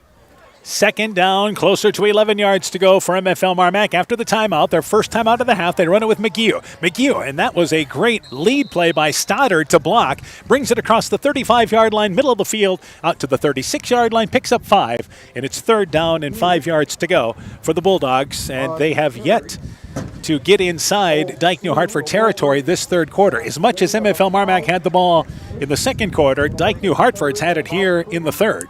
Yeah, Dike-New Hartford has dominated that time of possession here in the third quarter, but I think MFL MarMac's still winning that time of possession for the game. So third down, closer to 4 yards to go. Give 7 yards on that run by McGeough. And it's third down, 4 yards to go. Powell not on the field. Here's third down, 4 yards to go, and they're going to run it again, same play. Here's McGeough, able to muscle ahead for first down yardage. Got hit at the 40, plops ahead to the 41.5-yard line. Good enough for first down yardage as we approach 30 seconds left here in our third quarter. And the clock has stopped here, but they're going to wind it back up. So MFL MarMac will have to run one more play in the third quarter. About a 9-second differential between the game clock as well as the play clock. So it's first down, 10 yards to go from their own 42-yard line. McGeough, 2 outstanding runs for 11 yards. Yeah, he's been the workhorse tonight and hard-fought yards. First down, 10 yards to go, double wing set. Should be the final play of our third quarter. And on first and 10, Radloff goes in motion, but back to McGeough. Stretch play to the left side. He gets ahead for a couple of yards. 45-yard line. Kept them legs churning to pick up 3 yards, and the third quarter comes to an end. MFL MarMac leads Dike-New Hartford as we go to the fourth, 27-7. You're listening to high school football from KCTN Sports. Elkader Tax and Bookkeeping are proud supporters of all of our local high school sports teams. We want to wish everyone the best of luck on their season. We are here for all your tax, payroll, and bookkeeping needs. Give us a call at 563-245-2154. Again, that number is 563-245-2154. Thank you from Kurt and Ann at Elkader Tax and Bookkeeping, located in downtown Elkader. MFL MarMac Football is brought to you in part by Nick's Excavating and Kane Construction in Farmersburg, T&K Cahoon, your Napa dealer in Monona, St. Olaf Egg Sales and Service, TJ's Pizza in Monona and Claremont, Myers Auto Service in Monona, Clayton County Recycling in Monona, Growl Logs and Lumber in Elkader, Timber is a Crop, Harvest Wisely, Dean Family Chiropractic in Claremont, and by Rivals Inc., custom gear, screen printing, embroidery, and online shopping at rivalsinc.com. 27-7 MFL MarMac in the lead. The only scoring in the third quarter picked up there by Powell, who picked up a 72-yard fumble, rumbled in for the score, and it is 27-7. Bulldogs in the lead as we start the fourth quarter. A final tonight. Riceville has defeated Central. Final score there 79-0. And in the third quarter, New Hampton has scored again, and they lead North Fayette Valley 21-0. That ball game in the third quarter. Meanwhile, Bulldogs have second down, 7 yards to go at their own 45-yard line, leading 27-7 as we start this quarter. And on this play, Powell still not on the field for MFL MarMac. And they run the football left side. It is Radloff now at a wingback spot. Radloff has first down inside the 50-yard line across midfield, down inside the 45-yard line. Good, strong run by Radloff, and the Bulldogs having great success between the tackles. Radloff right up the gut, 1st and 10. Well, you look at their rushers for tonight. McHugh's got 49 yards, Powell 48 yards, Radloff 48 yards, Blitzbentine 40 yards. So it's been a group effort tonight, and every one of them hitting that line hard and falling forward. Yeah, that's the difference, I think, tonight, is not only is the hole there, but you see the backs busting through those holes. They are. They're hitting it with a full head of steam and finishing that falling forward. First down, 10 yards to go to the 43-yard line for MFL MarMac as the fourth quarter just underway. And on 1st and 10, they run it left side with Radloff. Same play, but this time he doesn't get to the corner. Couldn't get to the outside. Well defensed by Lewis Texter, the first one there for Dike-New Hartford. They're going to lose a couple of yardage back to the 45-yard line. Better job by Dike-New Hartford on the right side. Yeah, better job defense, but for the Bulldogs right now, keeping the ball on the ground, keeping that clock running. The clock is their friend right now. They want to keep that thing running. Well, we've played a minute already in our fourth quarter, so you try to shorten things up here in this final quarter. Second down, 12 yards to go. They have not attempted a pass this second half, but again, haven't had the ball in offense much. Second down, 12 yards to go, double wing set. Stoddard continues at a wingback spot, and on second down, they run the football there. Blitzbentine tucks it, going to boot it left side, and a quick quarterback speed option, brings it down to the 40-yard line, picks up 5 yards. He's kept that ball. It's just a quick read option to the left, and then speeds to the outside, picks up 5 yards. Third down, and it's about 7 yards to go for the Bulldogs. And you almost get the feeling when he does that read option, he's thinking, I got to fake this because they have to at least believe it. But in my mind, he's such a competitor, you think he's just going to keep that ball and try to get around the end because he wants to compete. Yeah, picked up 5 yards on that, so it's third down, 7 yards to go to the 40-yard line. And again, Stoddard at a wingback spot. Radloff is in the backfield. So third down, 7 yards to go. Blitzbentine continues under center. And on 3rd and 7, they run it again. Hit is Radloff. Second back through. Radloff right up the middle. Very near a first down.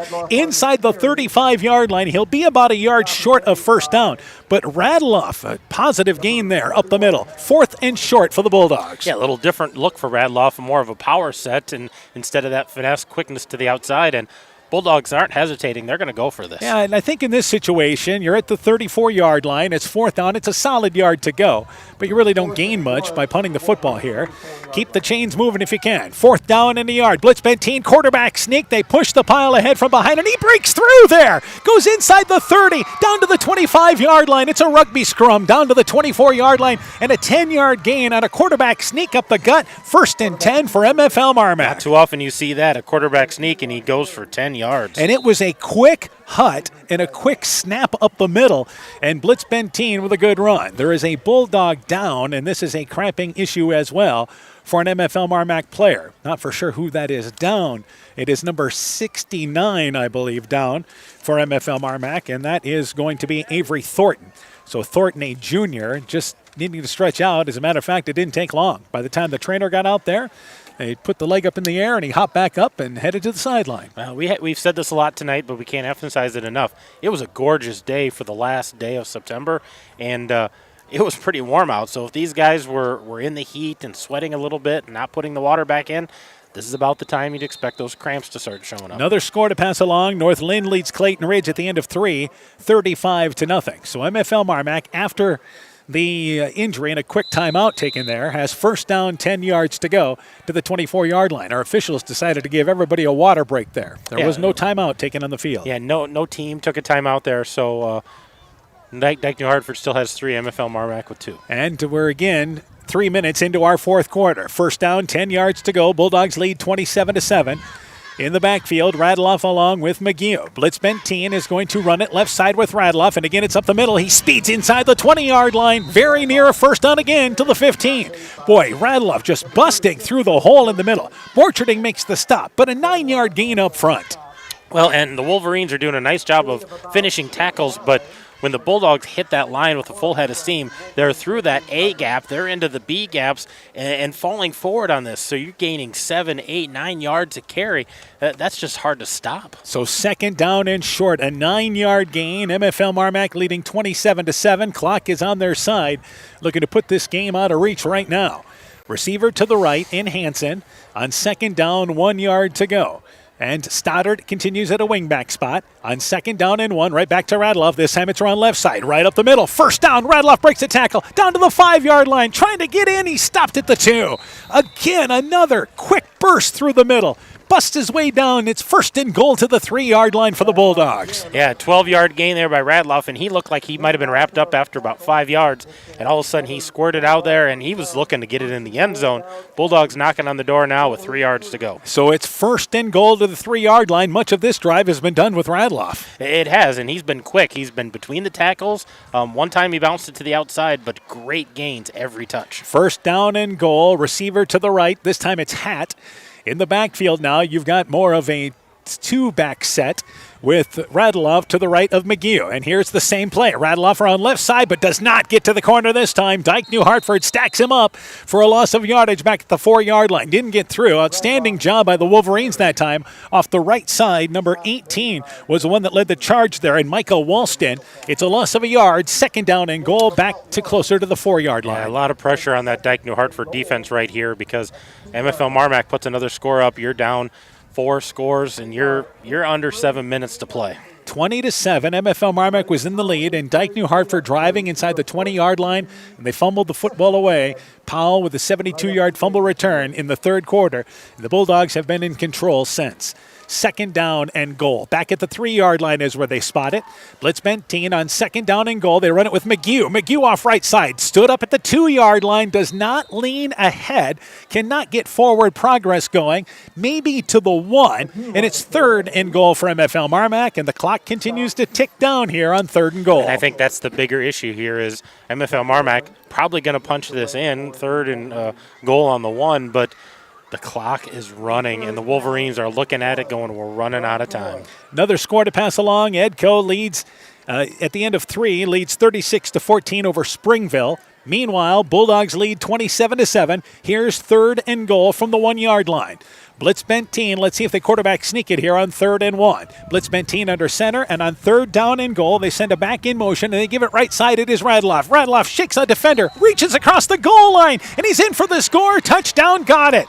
Bryce Radloff with a 1-yard run around right side, and with 6:08 left in the third. Bulldogs on their way. 33-7 they lead. Yeah, the 1-yard touchdown run there by Radloff, able to capitalize he had the majority of the carries on that whole drive, but able to punch it in here, extend that lead for the Bulldogs. And it will be Cranbeer to try the PAT with 6:08 to go. MFL MarMac leads 33-7. Blitz Benteen to hold. Spot is down. The kick is up. It is high enough. It is long enough. Put it on the board. Bulldogs bouncing back well tonight. They lead 34-7. 6 minutes to go. Back with more after this.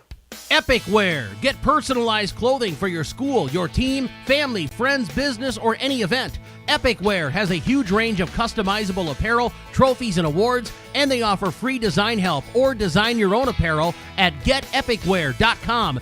And you can even set up a free web store for your fundraiser. Make sure to check out the selection of Bulldog Spirit Wear and Iowa-themed items at the Monona location. Epic Wear, located in downtown Monona and Waukon. Call 563-539-2300 to place your order today. MFL MarMac Football is brought to you in part by Community Insurance of Iowa, Hometown Agency, Monona, Auto, Home Business, Crop, Farm, and Life, Smitty's Oil and Tire in Monona, Garden View Place in Monona, Vorwald Enterprises, Inc. in Monona, Conoco Floor Covering in Monona, Norby's Farm Fleet in Northeast Iowa, Guttenberg Municipal Hospital and Clinic. Check out career opportunities at guttenberghospital.org. And Furniture Showcase and All Wine, lighting showroom, flooring, furniture, and window treatments. MFL MarMac leads 34-7, and that was a big boy drive by MFL MarMac with 6:08 to go in our fourth quarter. Cranbeer actually rattled off with a 1-yard run. Cranbeer the PAT, and the Bulldogs lead 34-7, 34 unanswered points. Yeah, after that first 82-yard run, it's been all Bulldogs. Cranbeer, who's put it in the end zone his last 3 kicks. This one is returnable at the 3-yard line, and it is going to be Tyson Bennett. Bennett brings it up the near side, 20-yard line, across the 30-yard line, and he's to the 35-yard line, tripped up there by number 9 in Parker Keel. Nice return there by number 21 in Tyson Bennett, and it's first down, 10 yards to go for Dike-New Hartford, trailing by a score of 34-7. So we were talking about the 17-point rule here, and if you're Dike-New Hartford, that's what you've got to do. You've got to try to put together a couple of scores here and save some points if you can. Yeah, absolutely. Right now, this loss looks kind of inevitable. This is going to take a monumental effort, but you want to get this a little more manageable, a little more respectable, because it might come down to points in this very tight district. First down, 10 yards to go. Receivers left and right. They operate from the I formation. They've had success running the football. Back to number 18, Walston. Walston at the 40-yard line, picks up a solid 5 yards, leans ahead to the 42-yard line, picks up about 7 yards on first down. Dike-New Hartford offensively has gotten better as the season has went on, and they are primarily a running team, and they've been better this second half, just unable to capitalize. Yeah, just knocked on the door the one time and came up short, coughed it up there, and need to capitalize. 5 turnovers by Dike-New Hartford, huge in this ball game. They run the football again. Walston makes a defender miss, brings it near side, 45-yard line, tackled out of bounds, but he has first down across the 45-yard line. Blitz Benteen and Hatt able to chase him out of bounds, and now we have Walston on the sideline starting to cramp up there, but he is already on the sideline, and they are quickly working on him for Dike-New Hartford. Yeah, we haven't seen Borcherding back in there. He's been on the sideline after that last series, so it's been all Wallstrom carrying the ball here down in the fourth quarter. And there is a penalty against Dike-New Hartford on that play, so this is all coming back. Didn't see the flag down, but it is an illegal shift against Dike-New Hartford, so that play never happened. And we lose 5 yards. We're at second down, 7 yards to go, back to the 38-yard line. Did you see the flag down? I did not see a flag anywhere, so must have been, legal shift there. Surprised they didn't blow it dead, but we'll do it again. 5:28 left in our fourth quarter. MFL MarMac leading 34-7. Meanwhile, it is going to be here. Second down, 8 yards to go. Back to the I formation. There's Borcherding back in the ball game. Gets the carry. He busts off right side between guard and tackle. Across the 45-yard line. Gets the first down yardage as he picks up 9 off right side. First and 10 for Dike-New Hartford. Yep, nice gain there by Borcherding, and you can see him getting up a little gingerly, so I don't know if that is maybe some cramping on this side as well, but wouldn't be surprised he's carried the ball so much. All right, another score. North Fayette Valley has scored in the third quarter with 4 minutes to go. They now trail 22-6. So North Fayette Valley committed a penalty on the PAT for New Hampton. They decided to go for 2 instead of taking the penalty on the kickoff, and they converted to go up 22-0. But North Fayette Valley has scored, and it's now 22-6. Meanwhile, first down, 10 yards to go. Meester a slant, caught by Costello. Costello back inside MFL MarMac territory, inside the 40-yard line. It was a slant play that was intercepted by McElwain, but they threw it to the other side this time, and it's first and 10 down to the 40-yard line. Yeah, they don't do a lot of pass plays, but a successful one there for 15 yards. MFL MarMac has some backups on the field right now here. So players running off in a hurry, and they're going to have to burn a timeout here. They've got some backups into this ball game, and the Bulldogs taking a timeout to avoid a penalty. 4:40 to go. MFL MarMac leads 34-7. Let's take this break. TNT Power Sports sells and services all makes and models of UTVs and ATVs. We have a nice selection of clean used units available along with new units. Contact Brian, Sawyer, or Tracy for your next UTV or ATV purchase to keep your UTV or ATV in top notch for all your sales or service work. Epic Wear. Get personalized clothing for your school, your team, family, friends, business, or any event. Epic Wear has a huge range of customizable apparel, trophies, and awards, and they offer free design help or design your own apparel at getepicwear.com. And you can even set up a free web store for your fundraiser. Make sure to check out the selection of Bulldog Spirit Wear and Iowa-themed items at the Monona location. Epic Wear, located in downtown Monona and Waukon. Call 563-539-2300 to place your order today. First down, 10 yards to go for Dike-New Hartford. They won the football right side, and it's going to be a loss of yardage. Number 21 into the ball game, Tyson Bennett. Got the handoff in the backfield, hit immediately, and it's a loss of 2 yards. I know Tristan Kane was in that area. I'm not sure who else got through for the Bulldogs. Yeah, that was Tristan Kane with the first initial hit there, and finished off by a whole host of Bulldogs. We mentioned you're seeing some subs into the ball game now for both teams, to be honest with you. Second down, 12 yards to go. Meester to throw the football. He's rushed, looking down the left sideline on the near side. The pass sails out of bounds. Great catch, but it's out of bounds, and he did not hang on to it. The pass was intended for the left sideline there, I believe, for Jensen, and good coverage there by number 10 for MFL MarMac, and that was Isaiah Stryker in on the coverage. The pass intended for Costello, number 11. And if he could have hung on to that, he had his feet in bounds, but falling out of bounds and not able to hold on. So it's third down, 12 yards to go. Two receivers to the right for Dike-New Hartford. They're at the 41-yard line from the middle of the field. I formation. And on this play, on third down, rolling out to the right is going to be Meester. Throws it into the flat, caught by Lotz. Lotz outside the numbers at the 35-yard line, gets near first down yardage. They're going to mark him short of the 30-yard line. Couple of yards short, and just a little quick rollout to the right. It's fourth down for Dike-New Hartford as we go down to the 4-minute mark of our fourth quarter. 4th and 1, we'll call it. Yeah, they're going to have to go for it here. There's no question. Got to try to pick this up. Trailing 34-7. Two receivers to the left. We mentioned some backups into the ball game now. Jake Severson is in at a fullback spot. And they run the football left side on fourth down. Here's a first down run there by number 21, and that is again Tyson Bennett. Bennett, first down, bounces to the outside. He's down to the 20-yard line, down to the 15-yard line, pushed out of bounds there. Bennett with another carry, and on 4th and 1, a good gain of yardage, picked up close to 15. 1st and 10 for Dike-New Hartford. Yeah, nice gain there by Bennett out on the 31. They gets it all the way down to about the 14-yard line. We mentioned schedule-wise, MFL MarMac is home with Denver next week, then goes to Central Springs, and they would be heavily favored in that game against Central Springs.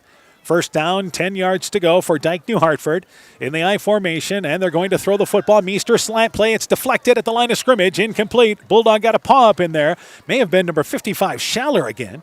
Incomplete. Second down, 10 yards to go.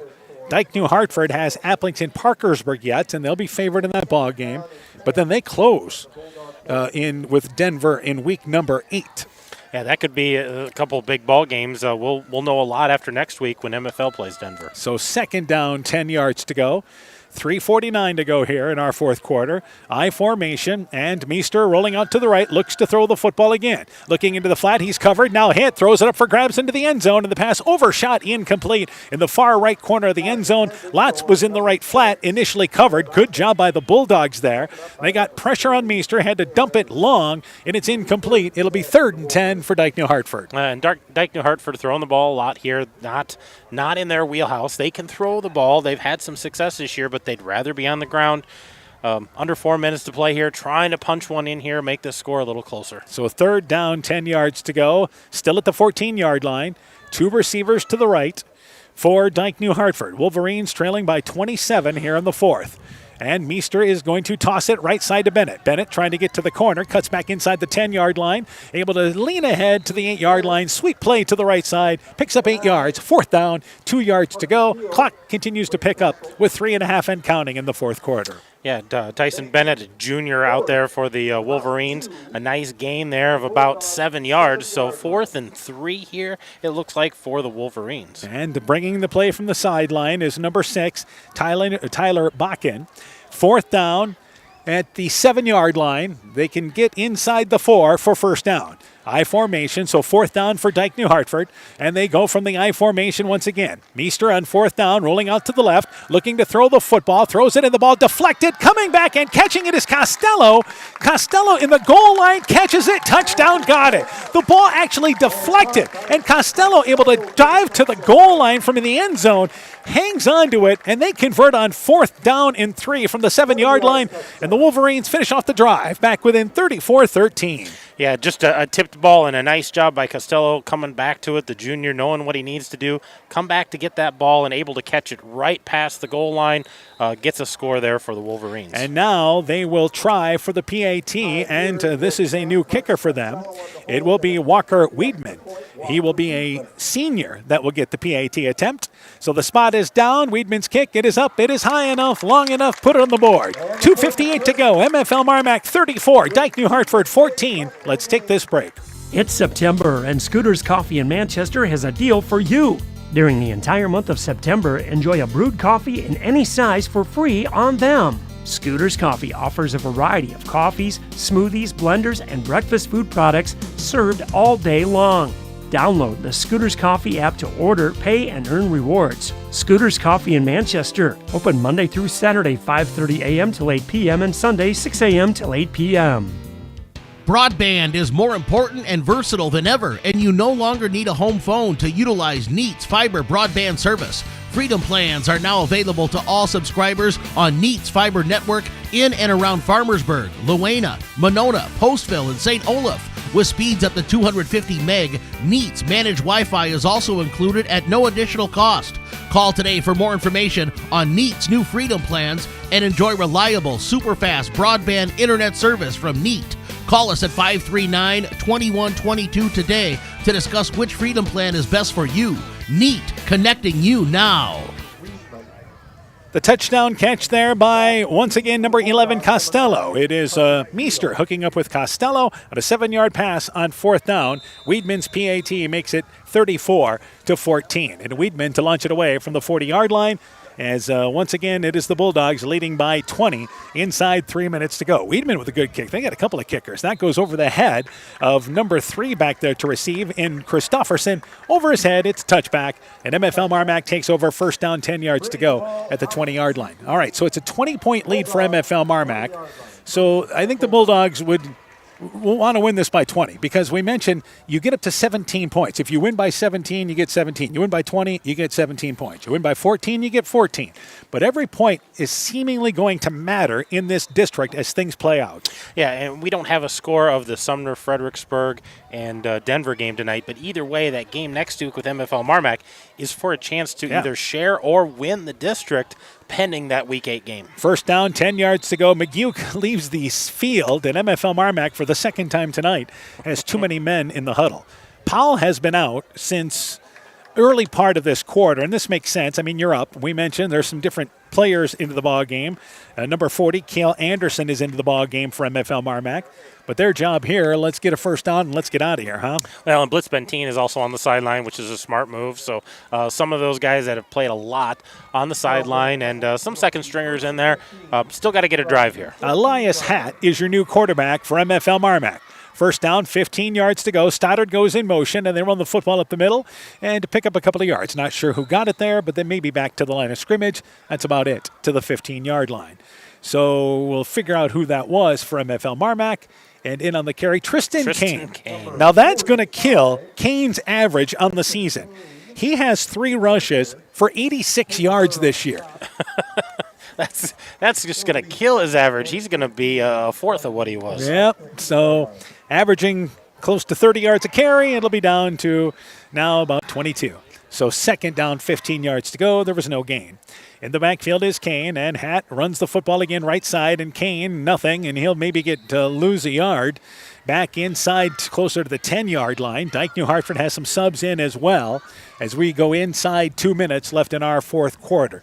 So they lose yardage. Kane on the carry that time and pushes it back to the 12-yard line, going in the wrong direction. Third down, and it is now 18 yards to go. Yeah, they need to pick up a first down here, and here's some of those first stringers back in the ball game. Here comes Blitz Benteen in. And Powell's in there. Everybody coming back into the ball in there. game. Everybody's coming. McElwain is back in there. Well, again, like I said, Dike-New Hartford hasn't taken timeouts to stop the clock, but it is going to be here, third down, and it is closer to 18 yards to go. And they run the football this time, and it is Powell. Powell with that ball in the left hand, brings it back over the middle, gets out to the 20-yard line, gets a lot of that initial yardage back. Powell with a positive gain to the 22-yard line, but they needed 18. He picked up 12, and it will be fourth down for MFL MarMac as we go approach the 1:15 mark here in our fourth quarter. Yeah, time's just not on the side of the Wolverines right now. MFL MarMac not able to pick up the first down, going to have to punt this away. For MFL MarMac, tonight the defense led the charge.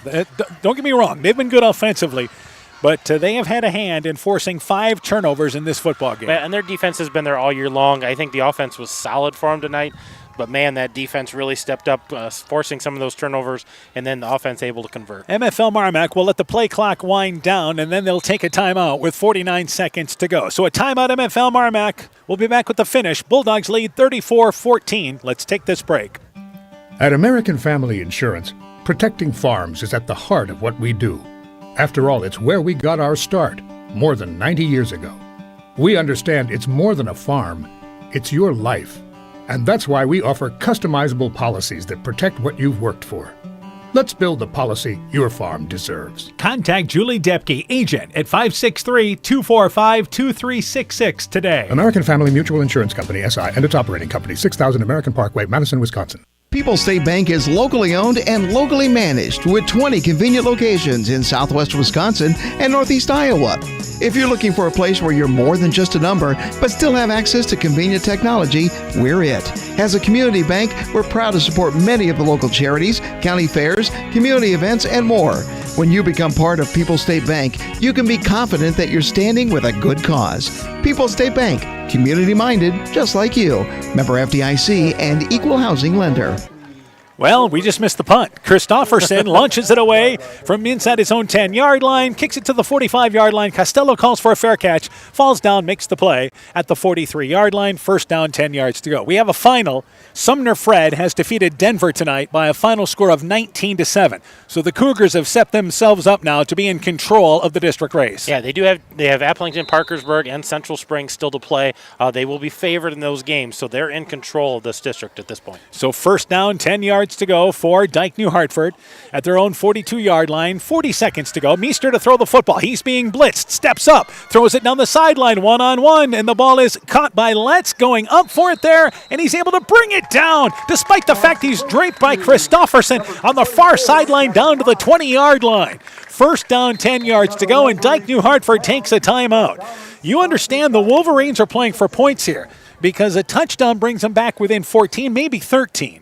Yeah, absolutely. That's what this is all about, is trying to get that score and make this a little closer for seeding purposes for the postseason. We'll keep it right here, by the way, and it is a situation where it is first down and 10 yards to go to the 24-yard line, 35 seconds to go, and that is just the first timeout used by Dike-New Hartford. Yeah, that was a nice gain there, and I think what Coach Betz is thinking is we're not going to get lined up quick enough, so let's take a timeout, make sure we know what we need to do, and go from there. So MFL MarMac, and now you've got their regulars back on the field here for the most part because they need to win by 17 points or more.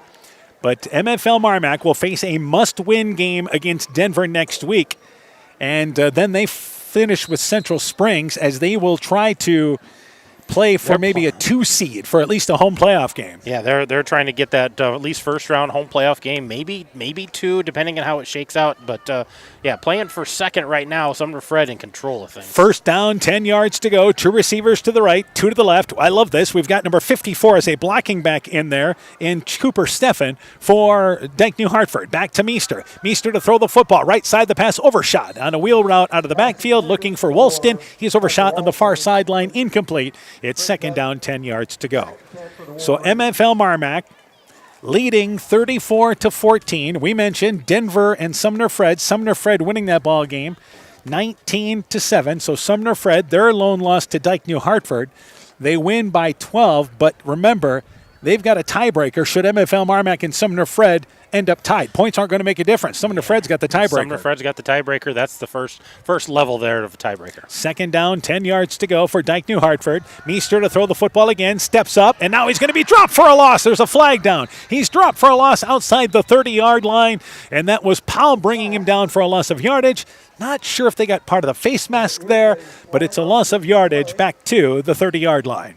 Yeah, Meester had no time on that. A great rush there, sending a couple guys for the Bulldogs. And it is a holding call against Dike-New Hartford, so MFL MarMac will decline the penalty.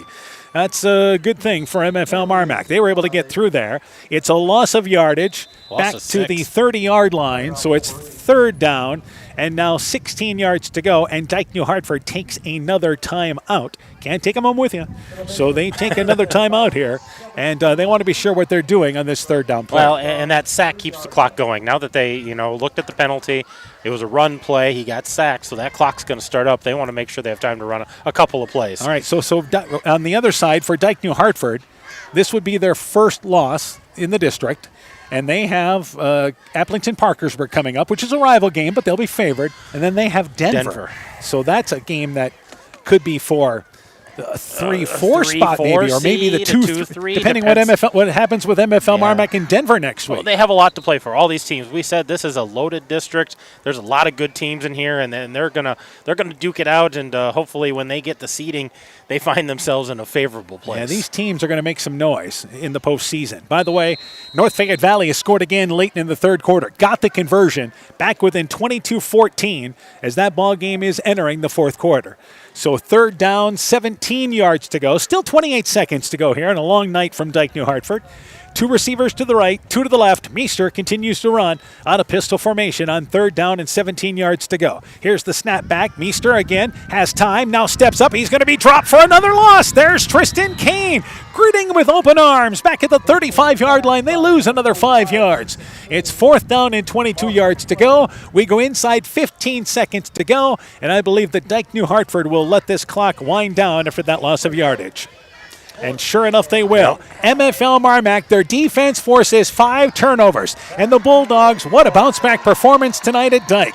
They defeat the Wolverines by a final score of 34-14. With the win, MFL MarMac now 5-1. They are now 2-1 in the district. Dike-New Hartford drops to a record of 3-3. They are 2-1 in the district. We'll take a break. When we return, game stats, coaching interviews. Your postgame show is coming up. You're listening to Bulldog Football on KCTN, Garnavillo, Elkader, Iowa. It's back to school time again, and that means the fall sports season is in full swing. Dr. Mark Foey, Dr. Jessica Wilkie, Dr. Courtney Wicken, and the staff of Family Dentistry Associates of Monona wish all of our area cross-country, volleyball, and football student athletes a very healthy and successful season. Get out and support your local school sports teams this fall. Family Dentistry of Monona, where health-changing smiles are created. We know that potential is greatly enhanced through hard work and dedication. At Viafield Cooperatives, we promise to provide innovative products and dependable service to help you meet and exceed your potential. From agronomy to energy, grain to feed, Viafield is excited to provide growing opportunities for both producers and consumers at 18 locations throughout northern Iowa and southern Minnesota. Want to learn more about Viafield? Go to viafield.com. Viafield is a proud supporter of our local student athletes. Stronger, farther, faster. It all starts with good nutrition. Clayton County Farm Bureau is proud of our livestock farmers who provide high-quality protein needed to fuel our young athletes. The ultimate pre- and post-game fuel-up can be found in meat and dairy foods grown right here. Meat and dairy are natural sources of essential vitamins that support health, energy, and performance. We know our student athletes are the real deal, and Iowa's livestock farmers are committed to helping them reach their goals. To learn more, visit realfarmersrealfoodrealmeat.com. It's pretty unusual for a bank to be 100% employee-owned, and Freedom Bank wouldn't have it any other way. Employee-owned means we're not just your bank, we're your friends and neighbors. We value being active community partners, and we believe in donating generously to local causes. We empower success, not just for our customers, but for our communities as well. Visit Freedom Bank in Elkader, Monona, Postville, Waukon, and Decorah, or online at freedombnk.com. Member FDIC. This is Chris Holbert, General Manager of Hall Roberts Son Incorporated in Postville. We would like to wish the area student athletes both a safe and successful sports season. We have been a community-based company since 1864, servicing and supporting the area ag industry with products necessary for daily success. We look forward to continuing to serve and support both the ag industry and high school athletes in our surrounding communities. Thank you and good luck from the families at Hall Roberts Son. MFL MarMac Football is brought to you in part by Ashbecker Building Supplies in Rossville, Ems Machine and Manufacturing in Monona, Innovative Ag Services in Elkader, Monona, and Waukon, Sincerely Yours Interiors by Kay in Monona, Bruins and James Insurance, your Grinnell Mutual Agent in Monona, Farmers Savings Bank of Colesburg, Elkport Garber, Strawberry Point, and Arlington, member FDIC, LTI & Sons Water Conditioning, your Connecticut dealer in Postville, and by Meyer Collision and Service Center in Guttenberg. MFL MarMac wins by a final score of 34-14. Let's update you on scores. Edco has defeated Springville 54-21. New Hampton has scored again. With 7:22 to go, they lead 30-14 over North Fayette Valley. Starmont has defeated Postville tonight. Final score there 57-0. And also North Lynn over Clayton Ridge. Final score 42-0. Riceville defeated Central by a final score of 79-0. And Sumner Fred victorious over Denver tonight, 19-7. I'm joined now by Coach Aaron Hammond. Let's go through the totals, and let's start with MFL MarMac. MFL MarMac, great night running the ball tonight. They were led by Bryce Radloff, actually, with 11 carries, 75 yards. He had a 1-yard touchdown run. Wyatt Powell, 9 carries, 6 the way, 13 carries, 157 the way, 13 carries, 157 yards. He had that 82-yard touchdown run to start the game. Mitch Walston, 5 carries, 14 yards. Tyson Bennett, 3 carries, 22 yards. 5 carries for Meester for negative yardage, and McCumber had 2 carries for 2 yards, so 28 carries, 173 yards, half of that on that one touchdown run. In the air, Colin Meester was 8 for 16, so 50% throwing tonight, 110 yards, but he had those 2 interceptions. Lotz had 4 receptions, 75 yards. Costello had 2 receptions, 22 yards, including that 7-yard touchdown, and McCumber had 2 catches for 13 yards, but 110 yards in the air, so 283 yards of offense for Dike-New Hartford.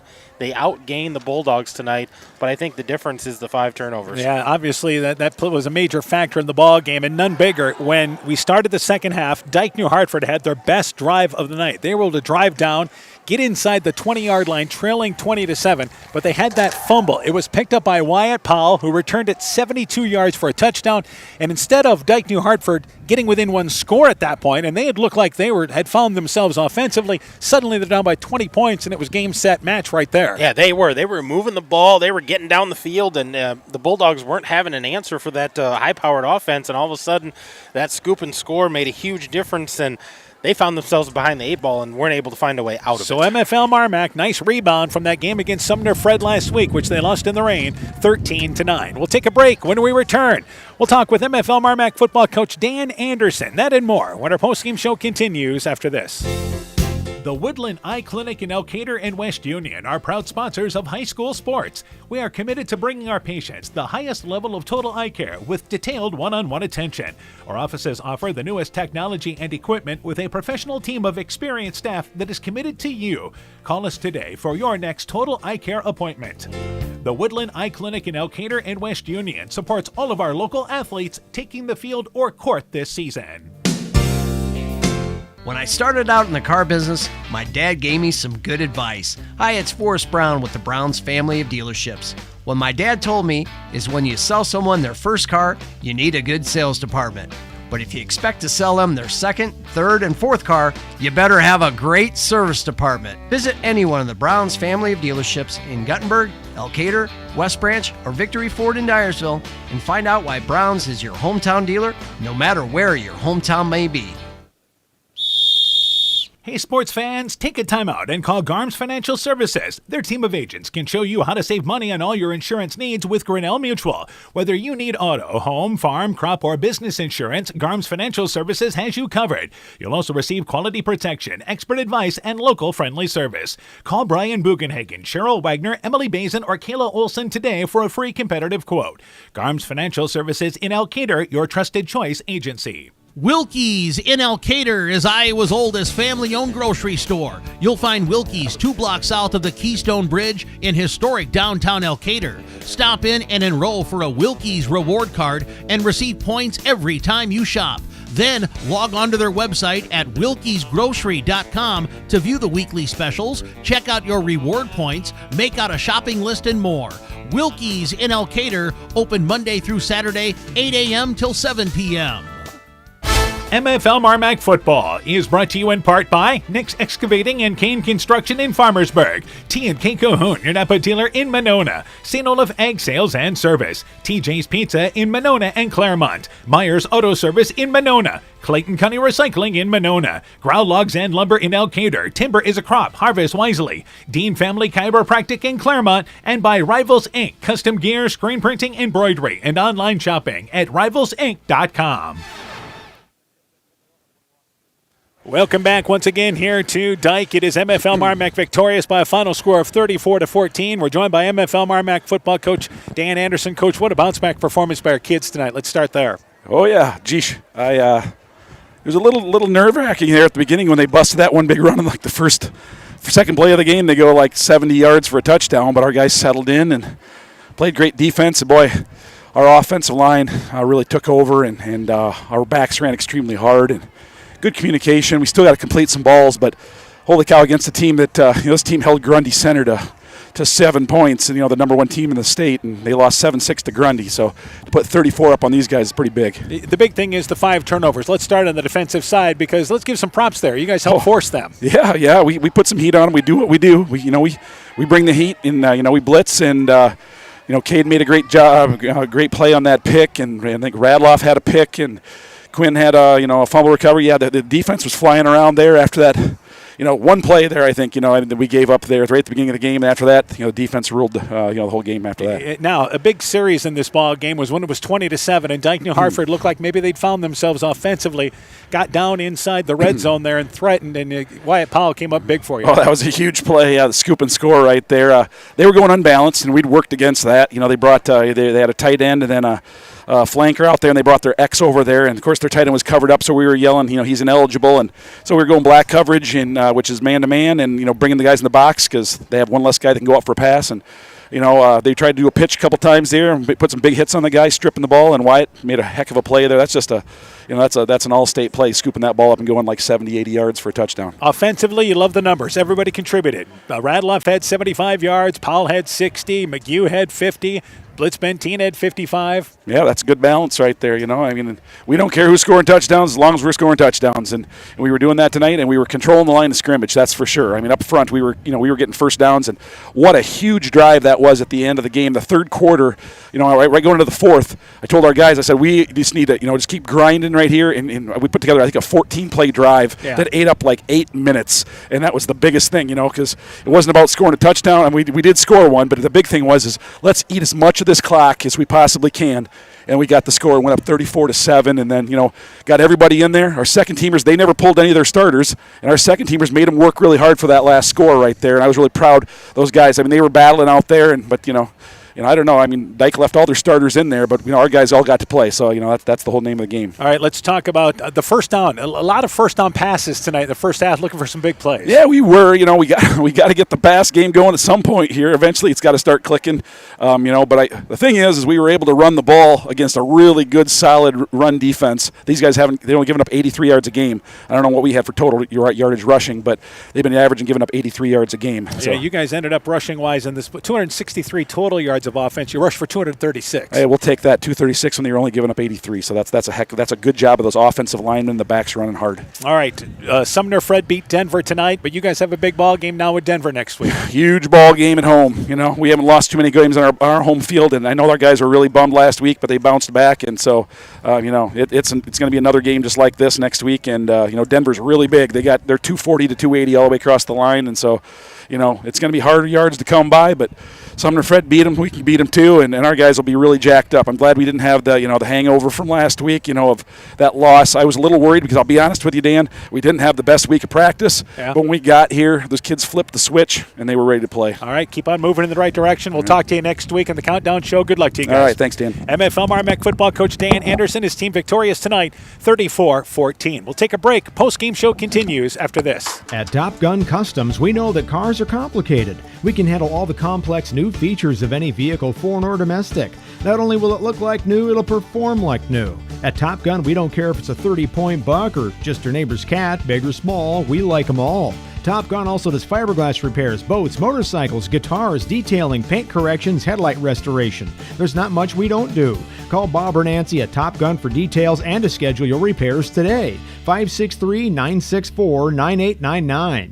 Are you wanting to eat better, feel better, get your weight or other numbers under control, and need someone to hold you accountable? This is Brandy Strube, registered dietitian with Veterans Memorial Hospital. I welcome consultations with patients of all ages and look forward to helping you meet your nutritional goals. Please call the hospital to set up an appointment or ask your doctor for a referral at your next visit.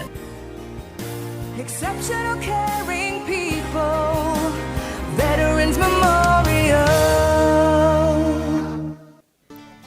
MFL MarMac football is brought to you in part by Thompson Construction and Monona Overhead Door, the Lowena Savings Bank, member FDIC, Fisk Farm and Home in Monona, Cresco, and Decorah, Car Auto Group, online at karautogroup.com, Culligan Water Conditioning in Elkader, and by Bacon Concrete in Postville.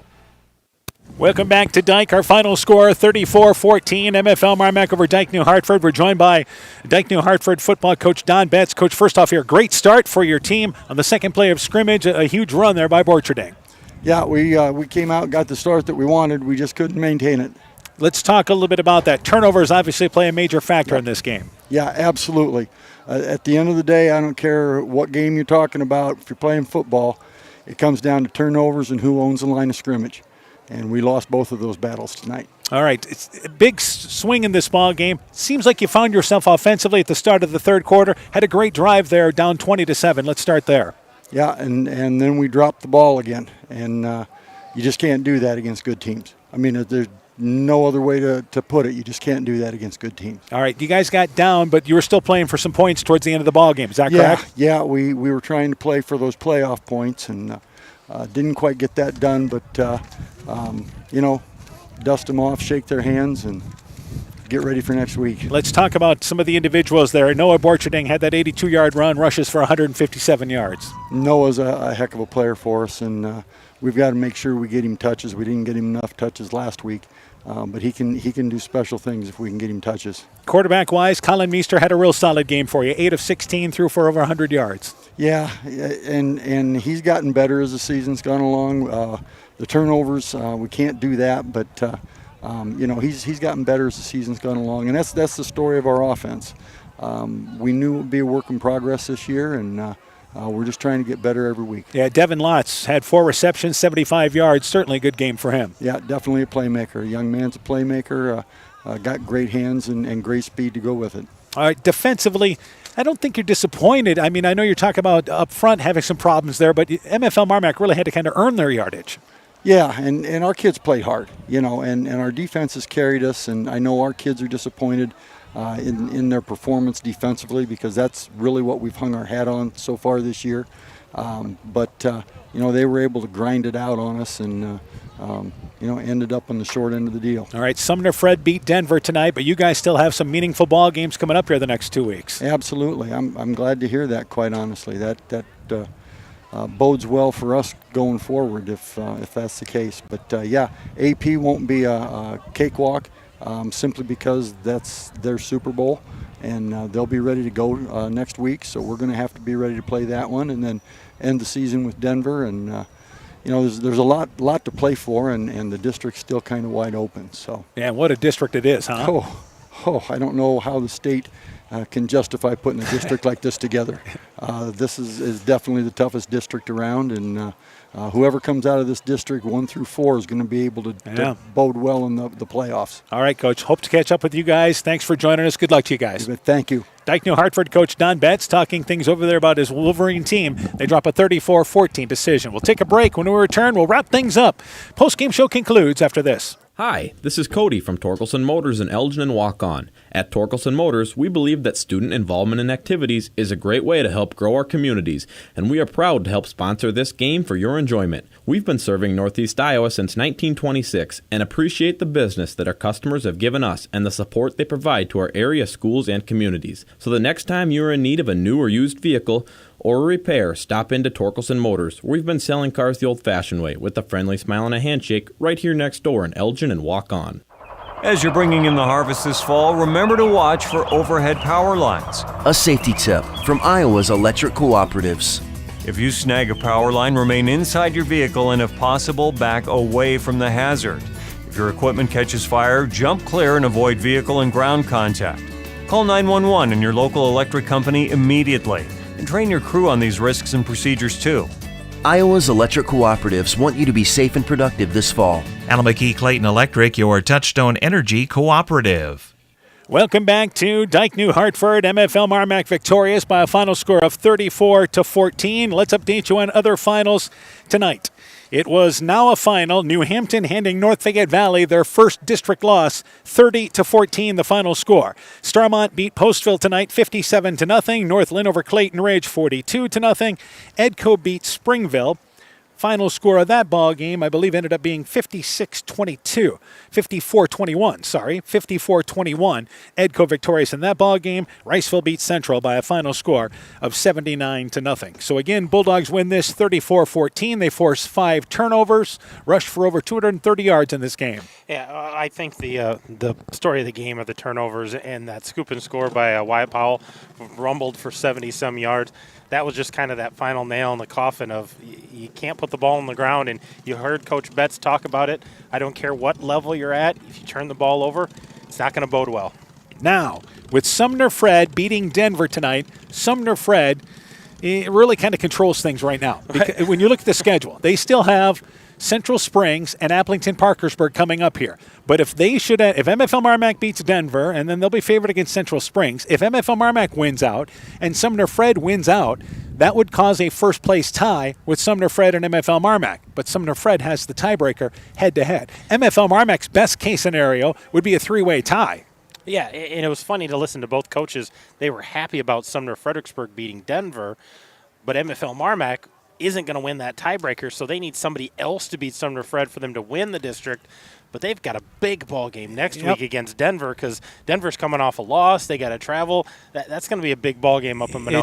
It's all null and void if you don't beat Denver next week. Absolutely. I mean, because now you're playing for a position, and you'd rather be worst case scenario the 2 seed than the 3 or 4 and have to hit the road. But MFL MarMac plays Denver next week. That's our featured ball game. A huge matchup. Denver suffering their first loss of the season tonight to Sumner Fred. They lost 19-7. And for Dike-New Hartford, remember, they play Denver in week number 8. They've got Applington Parkersburg next week.